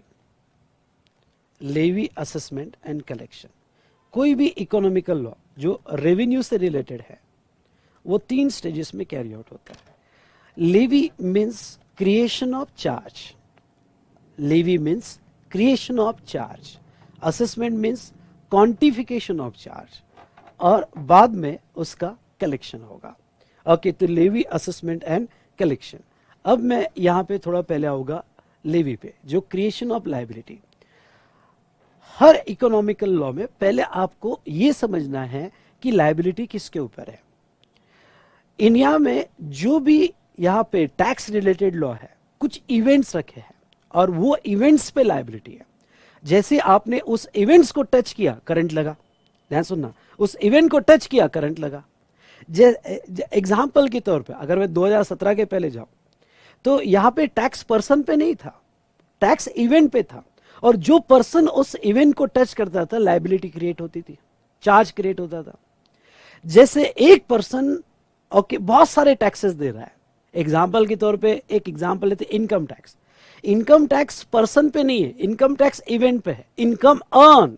और वो इनकम अर्न आप 5 हेड्स में देखते हो, वो फिर वो सैलरी हो, हाउस प्रॉपर्टी हो, पीजीबीपी हो, कैपिटल गेन हो, अदर हो। ओके उसमें से कोई भी एक्टिविटी को आपने टच किया, लायबिलिटी आ गई पे करने की। दूसरा एग्जाम्पल लेता हूं, एक ही पर्सन कितने सारे टैक्सेस देता था 2017 के पहले और आज भी देता है। जैसे ओके मैंने रॉ मटेरियल इंपोर्ट किया, इंपोर्ट ही इवेंट को टच किया, करंट लगा कस्टम ड्यूटी का, क्योंकि रॉ मटेरियल इंपोर्ट किया। रॉ मटेरियल से फिनिश गुड्स मैन्युफैक्चर किया, एक्साइज का करंट लगा, क्योंकि मैन्युफैक्चरिंग इवेंट को टच किया। फिर वो मैन्युफैक्चर्ड गुड्स सेल किया, सेल्स टैक्स लगा। फिर सेल करके आफ्टर सेल सर्विस दी, सर्विस टैक्स लगा। फिर उससे पैसा कमाया, नेट प्रॉफिट, इनकम टैक्स लगा। जितने इवेंट्स को आप टच करोगे उतनी लायबिलिटी आएगी, लायबिलिटी आएगी। तो जीएसटी कौन से इवेंट पे है, ऐसा आपने क्या कर दिया कि जीएसटी लगेगा? ध्यान सुनिएगा, ऐसा आपने क्या कर दिया कि जीएसटी लगेगा? कौन से इवेंट को आपने टच कर दिया तो जीएसटी लगेगा, पहले उसको समझेंगे। हम लेवी को इतना डिटेल में समझेंगे कि लेवी किसके ऊपर है, फिर सप्लाई, सप्लाई का डिटेल डिस्कशन चैप्टर 3 में, पूरा सप्लाई कंसेप्ट को समझेंगे। फिर उसका असेसमेंट, उसका क्वांटिफिकेशन, उसका कलेक्शन। बेटा मैं जो आपको एक रॉकेट व्यू के चार्ट दे रहा हूं ना, ये इतना बढ़िया है ना। ओके जैसे एक एग्जांपल देना चाहूंगा आपको यहां पे, ये जो है एक, ये जो है चार्ट 1 है। ओके ये बाद में हम देखेंगे कि लेवी किसके ऊपर है, लेवी सप्लाई पे है। सप्लाई यानी क्या, फिर पूरा लेवी को समझो। फिर वो सप्लाई इंट्रास्टेट हो या इंटरस्टेट हो उसको समझो, कब बोला जाएगा इंट्रास्टेट, कब बोला जाएगा इंटरस्टेट, फिर उसका प्लेस ऑफ सप्लाई क्या, पूरा लेवी कंसेप्ट दिमाग में आता है उस चार्ट में। ये पूरा रॉकेट व्यू देता है, चैप्टर वाइज तो चार्ट मिलेगी। ओके ये wall chart complete rocket view देता है। उसके बाद में ओके चलो लेवी हो गया, तो उसका कलेक्शन कैसे होगा, उसका क्वांटिफिकेशन कैसे होगा।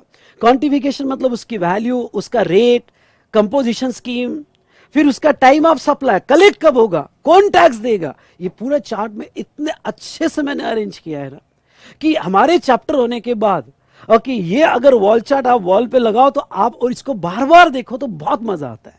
ओके आप सब्जेक्ट से इतना कनेक्टेड रहते हो कि आपको, यानी ये तो यार चैप्टर 1 था, आगे आगे देखो होता है क्या, और मैं आपको कौन से लेवल पे लेके जाता हूं।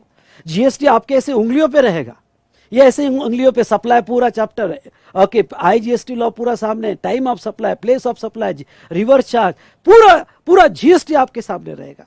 चलिए आते हैं यहां पे। तो दोस्तों लेवी असेसमेंट एंड कलेक्शन, पहले हम लेवी करेंगे, क्वांटिफाई करेंगे, कलेक्शन करेंगे, टाइम ऑफ सप्लाई देखेंगे, प्लेस ऑफ सप्लाई में इंट्रास्टेट और इंटरस्टेट है ये भी देखेंगे। तो यहां चैप्टर 2 किसकी बात करता है, चैप्टर 2 चार्ज ऑफ टैक्स, फिर वो सीजीएसटी हो या आईजीएसटी हो। इसमें मैं क्या पढ़ाने वाला हूं, कुछ डेफिनेशंस इंडिया की, स्टेट की, यूनियन टेरिटरी की। उसके बाद में इस चैप्टर में सेक्शन 1 और सेक्शन 3 हिरार्की वगैरह ऑफिसर, पर मेन है सेक्शन 9। सेक्शन 9 हमारा charging section of CGST act, और यहां पे section 5 charging section of IGST act. थोड़ा बहुत क्योंकि इसके लिए तो सेपरेट चैप्टर है, इंटरस्टेट इंट्रास्टेट सप्लाई, पर थोड़ा बहुत इंटरस्टेट और इंट्रास्टेट सप्लाई की झलक भी लेंगे यहाँ पे। ठीक है, तो चलिए ये सब कुछ हम यहाँ पे पढ़ने वाले हैं। जैसे मैंने कहा कि कोई भी एक्ट 3 स्टेजेस में कैरी आउट होता है, okay levy, assessment and collection. तो यहाँ इसका हम डिस्कशन स्टार्ट करेंगे। अगर आप नेक्स्ट पेज पे आओगे बेटा, तो नेक्स्ट पेज पे, हॉरिजेंटल पेज पे आपको ये दिखेगा, एक एनालिसिस मैंने दिया है कि सीजीएसटी एक्ट में कितने सेक्शंस है, उसके बाद में एक्सटेंड, डेट ऑफ कमेंसमेंट वगैरह ये आपने रीड कर लेना। ओके, ये तो हम जब पूरा एक्ट पढ़ लेंगे तो आपको ये पूरी समरी अच्छे से समझ में आ जाएगी।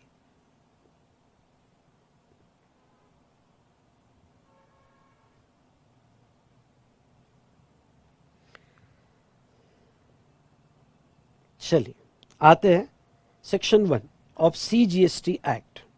हम स्टार्ट कर रहे हैं CGST act 2017 section 1, title extend commencement. इस एक्ट का टाइटल क्या है भाई? इस एक्ट का टाइटल है okay central goods and service tax act 2017। Thank you, अच्छा हुआ बता दिया। तो इस एक्ट का टाइटल ओके CGST एक्ट 2017।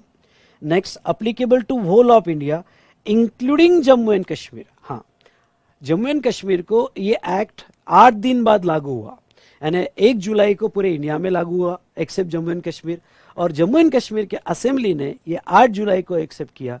पर आज आपको इतना ही याद रखना है कि this act applicable to whole of India including Jammu and Kashmir, ठीक है। और कमेंसमेंट तो ये 1 जुलाई 2017 को लागू किया गया। डन। चलिए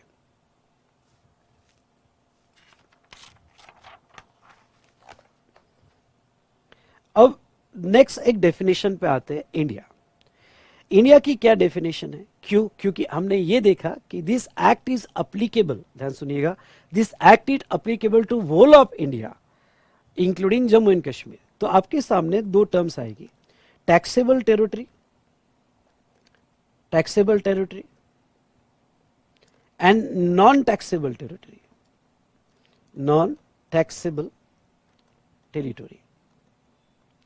भाई टैक्सेबल टेरिटरी और non taxable territory, taxable territory मतलब ऐसी टेरिटरी जहां जीएसटी लॉ अप्लीकेबल है, जीएसटी टैक्स लगता है, जीएसटी लॉ अप्लीकेबल है। और नॉन टैक्सेबल टेरिटरी मतलब ऐसी टेरिटरी नो जीएसटी टैक्स, जहां जीएसटी टैक्स लगता ही नहीं है, ठीक है। अब हमने क्या कह दिया? हमने कह दिया कि भाई जीएसटी जो है whole of India including Jammu and Kashmir है। मतलब आपकी टैक्सेबल टेरिटरी तो इंडिया हो गई। तो नॉन टैक्सेबल टेरिटरी कौन सी? तो non taxable territory outside India. तो अब हमें एक डेफिनेशन समझना बहुत जरूरी है, और वो कौन सी डेफिनेशन? इंडिया की definition. Are you ready for that? Yes. India जो है 3 पार्ट में डिवाइड किया है, क्लॉज A, B और C। अगर आपके पास नोट्स होगी तो आप लिख सकते हो क्लॉज ए की जमीन, कितनी जमीन कवर होगी? लैंड। उसके बाद में पानी, कितना पानी कवर होगा? वाटर। और एयर, हवा। ओके, एयर मतलब लैंड का कितना पार्ट इंडिया में आएगा अंडर जीएसटी लॉ, वाटर का कितना पार्ट इंडिया में आएगा अंडर जीएसटी लॉ, और एयर का कितना पार्ट इंडिया में आएगा अंडर जीएसटी लॉ। ये 3 पार्ट में डेफिनेशन डिवाइड हो रही है। ये क्या कहती है? Territory of India as referred in article 1 of constitution. मतलब हमारे कॉन्स्टिट्यूशन में आर्टिकल 1 में जो लैंड की टेरिटरी दी है, आर्टिकल 1 ऑफ कॉन्स्टिट्यूशन में, ओके, वो पूरा इंडिया में माना जाएगा। फिर नेक्स्ट, वाटर का कितना? इट्स मतलब जो लैंड है, ओके, यानी हमारा जो कंप्लीट लैंड है, इट्स टेरिटोरियल वाटर, उसका जो टेरिटोरियल वाटर होगा, आपको लिखना लिख देना 12 nautical miles, territorial water 12 nautical miles, तो उसका जो टेरिटोरियल वाटर है वो भी इंडिया माना जाएगा। Sea bed and subsoil underlying such water मतलब टेरिटोरियल वाटर, उस टेरिटोरियल वाटर के नीचे का जो सी बेड है, सबसॉइल है, वो भी कवर होगा। उसके बाद में continental shelf, exclusive economic zone और अदर मैरिटाइम जोन, यानी वाटर का एरिया देखो, टेरिटोरियल वाटर के नीचे का टेरिटोरियल वाटर का सी बेड एंड सबसॉइल वो कवर हो जाएगा। कॉन्टिनेंटल शेल्फ भी कवर होगा, एक्सक्लूसिव इकोनॉमिक जोन, ओके, यानी EEZ ये भी कवर होगा, और other maritime zone, okay, under that water, तो वो भी कवर होगा। और एयर स्पेस में क्या कवर होगा? तो एयर स्पेस में about territory and territorial water. चलिए मैं पहले A और C समझा देता हूं, फिर B पे आता हूं। ओके, जैसे एक डायग्राम मैंने नीचे दी है। ओके, पहली बात तो हम लैंड मास ऑफ इंडिया, मतलब क्लॉज ए के हिसाब से जो हमारी लैंड है इंक्लूडिंग अंडमान निकोबार, ओके, ये जो हमारी लैंड मास है, ओके, ये तो है, ये जो है ये तो इंडिया माना जाएगा, यहाँ कोई डाउट नहीं है। उसके बाद में एयर स्पेस, सी ले लेता हूं, सी मतलब क्या, इस टेरिटरी के ऊपर का पूरा air space with in India माना जाएगा, विद इन इंडिया, तो ये एयर स्पेस इंडिया में माना जाएगा। ओके, उसके बाद में टेरिटोरियल वाटर के ऊपर का एयर स्पेस, टेरिटोरियल वाटर के ऊपर का एयर स्पेस, ये भी इंडिया में माना जाएगा, ये भी इंडिया में माना जाएगा। ओके, लेकिन अगर एयरक्राफ्ट समझ लो यहां पे है, ओके, एयरक्राफ्ट समझ लो यहां पे है, तो ये ओके, अब ये टेरिटोरियल वाटर के बाहर है, तो नॉट इन इंडिया, ये नॉट इन इंडिया, वो इंडिया में नहीं माना जाएगा। ओके, क्यों? क्योंकि एयर स्पेस उन्होंने कितना कवर किया है, तो एयर स्पेस उन्होंने okay above territory and above यहां पे टेरिटोरियल वाटर, इतना ही एयर स्पेस कवर किया है। क्लियर? यस और नो? चलिए, ओके, ये तो हमने देखा रिगार्डिंग टू एयर स्पेस कितना उन्होंने यहां पे कवर किया है। चलिए, अब ये मैं थोड़ा बी क्लॉज पे आता हूं, वाटर वाला एरिया, वाटर वाला एरिया कितना, वो क्या कहते हैं, वाटर वाला एरिया 12 नॉटिकल माइल्स, यानी आपका जो टेरिटोरियल वाटर है, ये जो टेरिटोरियल वाटर है 12 nautical miles from the shore line, तो आपकी जो शोर लाइन है, ये शोर लाइन से 12 नॉटिकल माइल्स तक का एरिया ये टेरिटोरियल वाटर में माना जाएगा। ठीक है, और इसका सी बेड एंड इसके नीचे का सबसॉइल, यानी 12 नॉटिकल माइल्स तक का सी बेड और उसके नीचे की सबसॉइल होगी, तो वो भी इंडिया माना जाएगा। मतलब यहाँ पे कोई एक्टिविटी चल रही है, समझ लो कोई सर्विस है, डिगिंग है या कोई एक्सप्लोरेशन चल रहा है, तो ऐसे केस में वो सप्लाई विद इन इंडिया माना जाएगा और उसके ऊपर जीएसटी आएगा।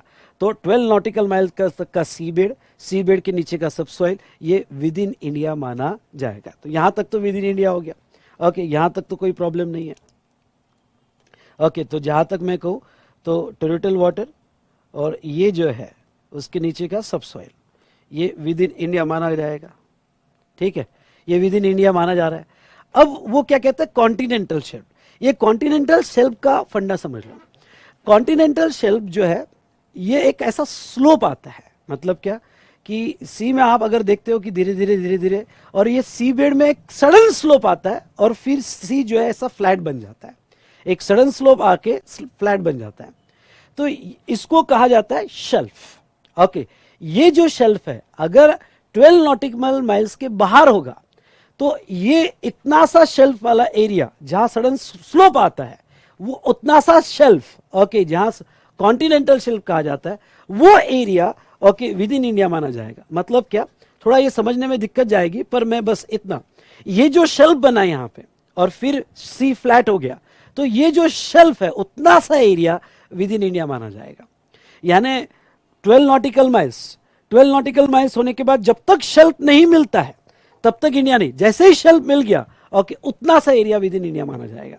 ज्यादा डीप में मत जाओ क्योंकि इतना तो आपको एग्जाम में नहीं पूछेंगे, लेकिन बस इतना समझ लो कि ये कॉन्टिनेंटल शेल्फ मतलब एक स्लोप होता है और फिर सी बेड फ्लैट हो जाता है, तो वो वहां वाटर फोर्स बहुत ज्यादा होता है, और वो वाटर फोर्स ज्यादा होने की वजह से वहां से इलेक्ट्रिसिटी जनरेट होती है, बहुत सारी एक्टिविटी होती है, तो वो जो शेल्फ मिलता है ओके वो कॉन्टिनेंटल शेल्फ इंडिया में माना जाएगा।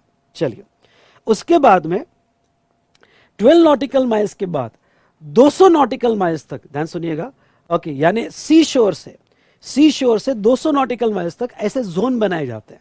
ओके, पूरा एरिया नहीं होता है, ऐसे पैचेस होते हैं। ओके, ये जोन है, ये एक्सक्लूसिव इकोनॉमिक जोन है, ये मैरिटाइम जोन है, यहाँ पे जो कुछ भी अगर यहाँ पे ऑयल मिला, गैसेस मिले, तो ये इंडिया की ओनरशिप रहेगी। कहाँ तक? 200 नॉटिकल माइल्स फ्रॉम द सी शोर, यहां से।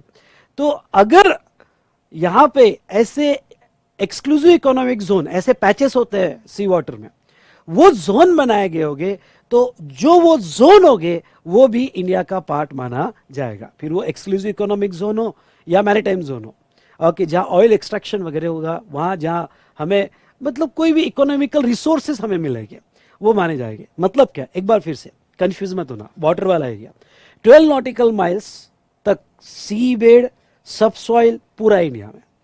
इसके बाद छोटे छोटे पैचेस ही इंडिया में। कौन से छोटे छोटे? शेल्फ मिलता है तो वो इंडिया में, और जो जोन अनाउंस किए हैं, इकोनॉमिक जोन या मैरिटाइम जोन, जहां जहां ऐसे पैचेस जोन अनाउंस किए हैं, वो विद इन इंडिया माने जाएंगे। तो ये था ओके डेफिनेशन ऑफ इंडिया। मुझे बताइए ये समझा या नहीं समझा? मुझे बताइए ये समझा या नहीं समझा?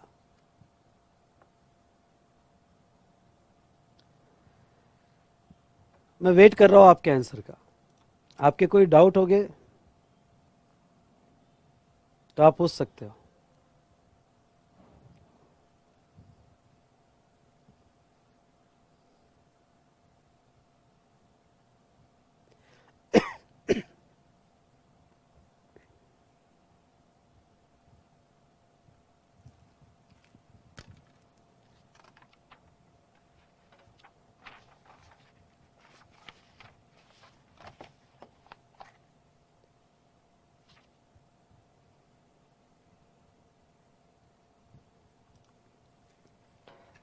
चलिए, तो हमने इस तरह से डेफिनेशन देखी इंडिया की, ठीक है। आगे हम देखते हैं स्टेट। जीएसटी में स्टेट कब बोला जाएगा? जीएसटी में स्टेट तब बोला जाएगा, ध्यान से सुनिएगा, यहां पे जब स्टेट विथ लेजिस्लेचर हो। इस पर भी बात हो गई। है तो सारी यूनियन टेरिटरी, ध्यान सुनिएगा, है तो सारी यूनियन टेरिटरी, पर जहां स्टेट लेजिस्लेचर है, जहां स्टेट लेजिस्लेचर है वो स्टेट माना जाएगा, और जहां स्टेट लेजिस्लेचर नहीं है वो यूटी माना जाएगा।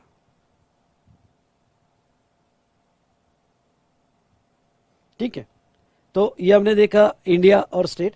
इंडिया में जहां ऐसा शेल्फ मिलता है वो सारा मतलब उतना सा शेल्फ, जहां सडन स्लोप आता है उतना सा पार्ट इंडिया में माना जाएगा। ठीक है, और आपका अगर कोई सवाल शेल्फ पे होगा, मुझे पता है शेल्फ पे आ सकता है। और दूसरा स्टेट की अगर हम बात करें तो जहां स्टेट लेजिस्लेचर है उस स्टेट जीएसटी के हिसाब से माना जाएगा। यूनियन टेरिटरी, इस पर भी हमने बात कर लिया था। अगर आपको याद होगा तो यूनियन टेरिटरी में अंडमान निकोबार आइलैंड, लक्षद्वीप, दमन दीव एंड दादरा नगर हवेली, ये एक ही यूटी मानी जाएगी, एक ही यूटी मानी जाएगी। ठीक है, और लद्दाख, चंडीगढ़ और other territory if notified by the government. पर अभी तो समझ लो 5 ही यूनियन टेरिटरी हैं, अंडमान निकोबार, लक्षद्वीप, दमन दीव, दादरा नगर हवेली, लद्दाख और चंडीगढ़। ये जो 5 यूनियन टेरिटरी है, अगर कोई अदर यूनियन टेरिटरी गवर्नमेंट ने डिक्लेयर किया तो वो अदर यूनियन टेरिटरी भी यहाँ पे यूटी मानी जाएगी, पर अभी तो 5 ही है। ठीक है सर, ये लर्न करना है क्या? रीड कर लेना, दैट्स ऑल। ओके, यहाँ पे और अगर ये यूनियन टेरिटरी है तो यहाँ यूटी जीएसटी लॉ अप्लीकेबल होगा। इसके बाद में एक डिस्कशन हम ऑलरेडी कवर कर चुके हैं, मैं पहले कह चुका हूँ कि जो मैं ऑलरेडी पढ़ा चुका हूँ उसको बार बार रिपीट नहीं करूँगा। अगर आपको याद होगा तो Delhi, Puducherry and Jammu and Kashmir, Delhi, Puducherry and Jammu and Kashmir, यहाँ स्टेट लेजिस्लेचर है। अगर यहाँ स्टेट लेजिस्लेचर है तो ये जीएसटी के हिसाब से स्टेट माने जाते हैं, यूनियन टेरिटरी नहीं मानी जाती है। डन। चलिए, अब आते हैं सेक्शन 2। सेक्शन 2 में मोर देन 100 डेफिनेशंस है, पर वो सारी डेफिनेशंस मैं एक साथ नहीं लूँगा। मैं आपको ये बता दूं कि डेफिनेशंस हर चैप्टर में जहाँ जहाँ जो वर्ड्स इंपॉर्टेंट है चैप्टर वाइज हम डेफिनेशन को कवर करते जाएंगे। ठीक है, तो यहाँ सेक्शन 2 की जैसे अभी इंडिया, स्टेट, यूनियन टेरिटरी, ये डेफिनेशन इंपॉर्टेंट थी, मैंने ले ली। आगे एक चैप्टर में और कुछ इंपॉर्टेंट डेफिनेशंस आएगी, वो भी हम ले लेंगे। ठीक है, section 3। Okay, section 3 hierarchy of the officer. चलो मेरे साथ सेक्शन यहाँ पे, section 1 title extent commencement, section 2 definition, section 3 hierarchy of the officer. यानी यहाँ पे जीएसटी ऑफिसर की हिरार्की क्या होगी? देखिए सर, ये याद करना है क्या? नहीं, ये प्रायोरिटी बी में रखना, लेकिन हम ये हिरार्की पढ़ लेते हैं।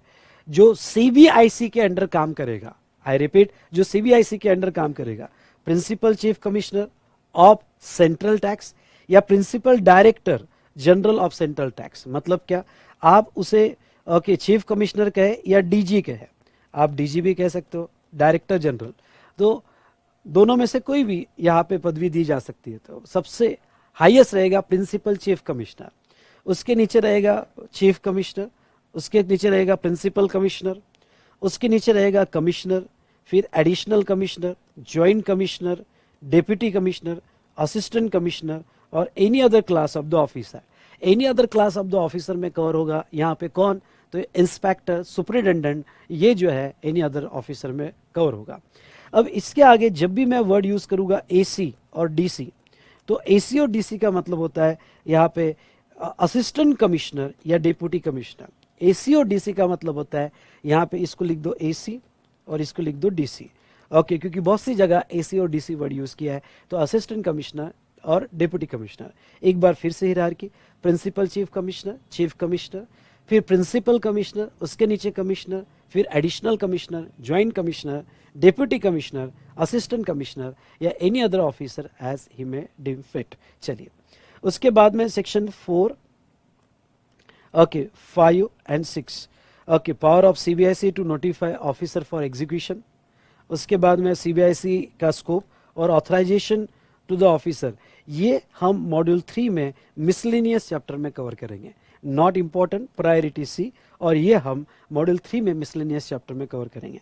अब हमें दो सेक्शंस जो बहुत अच्छे से देखना है, okay very very important, section 7 और सेक्शन 8। तो चलिए शुरू हो जाए मेरे साथ सेक्शन की list. Section 1, come on, section 1 title extend commencement, मैं सेक्शन हार्ट लर्न करवा दूंगा आपके। सेक्शन 2 क्या था, definition. Section 3 hierarchy of officer. 4, 5, 6 हम बाद में देखेंगे। हाँ, सेक्शन 7 क्या है बेटा, सेक्शन 7 सप्लाई। सेक्शन 8 कंपोजिट और मिक्स सप्लाई। और इसके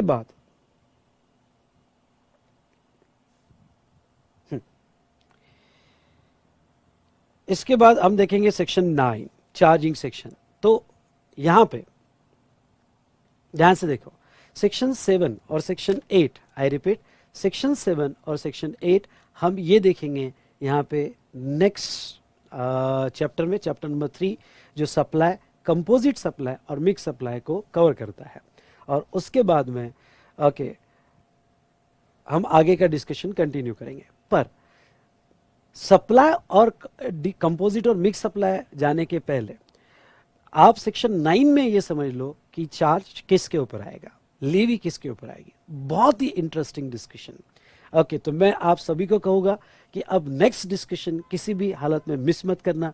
जितना इंट्रोडक्शन पार्ट था वो हमारा कंप्लीट हुआ। अब हम स्टार्ट करेंगे नेक्स्ट डिस्कशन, और उसमें हम देखेंगे सेक्शन 9 जो हमारा रहेगा चार्जिंग सेक्शन। ठीक है, यस? तो चलिए दोस्तों,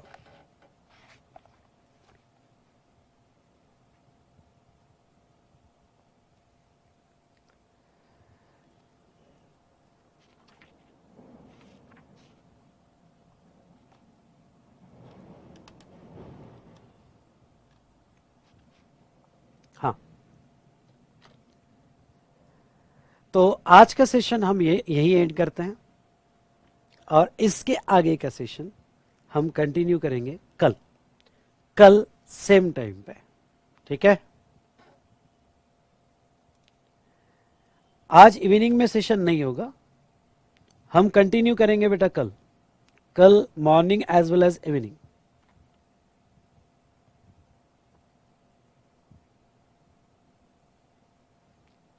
डन?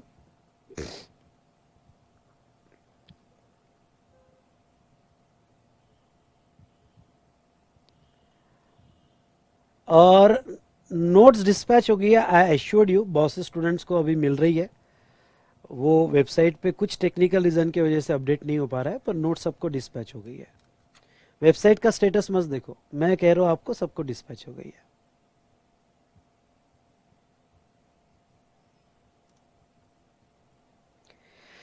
चलिए दोस्तों, तो आज यहीं रुकते हैं। अब एक इंटरेस्टिंग डिस्कशन चालू करेंगे, बड़ा मजा आएगा फ्रॉम टुमारो।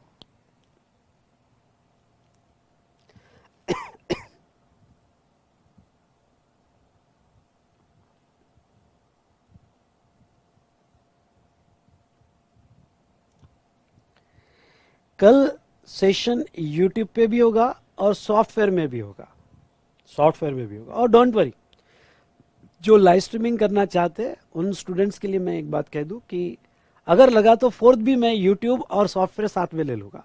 वैसे तो कल ही रहेगा, पर फोर्थ अगर लगा तो हम साथ में ले लेंगे, डोंट वरी फॉर दैट। ठीक है, कल यूट्यूब पे भी होगा और सॉफ्टवेयर में भी होगा। और आपने अभी जो ऑर्डर आईडी दी है उस ऑर्डर आईडी पे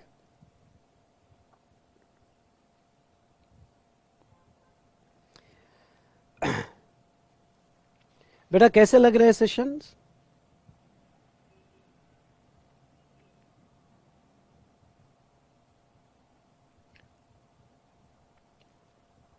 अभी तक का डिस्कशन अच्छे से समझ में आया सभी को?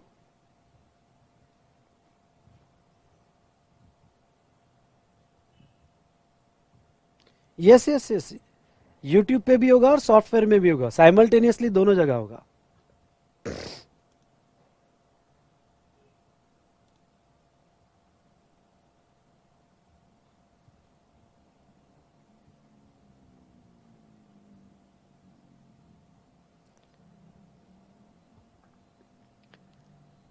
सेशंस आपको कैसे लग रहे हैं?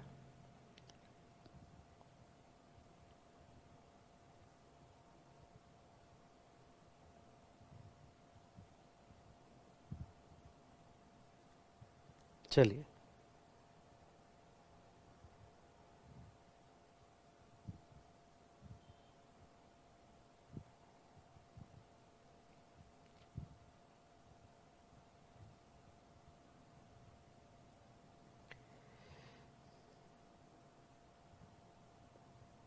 चलिए दोस्तों, तो हम मिलते हैं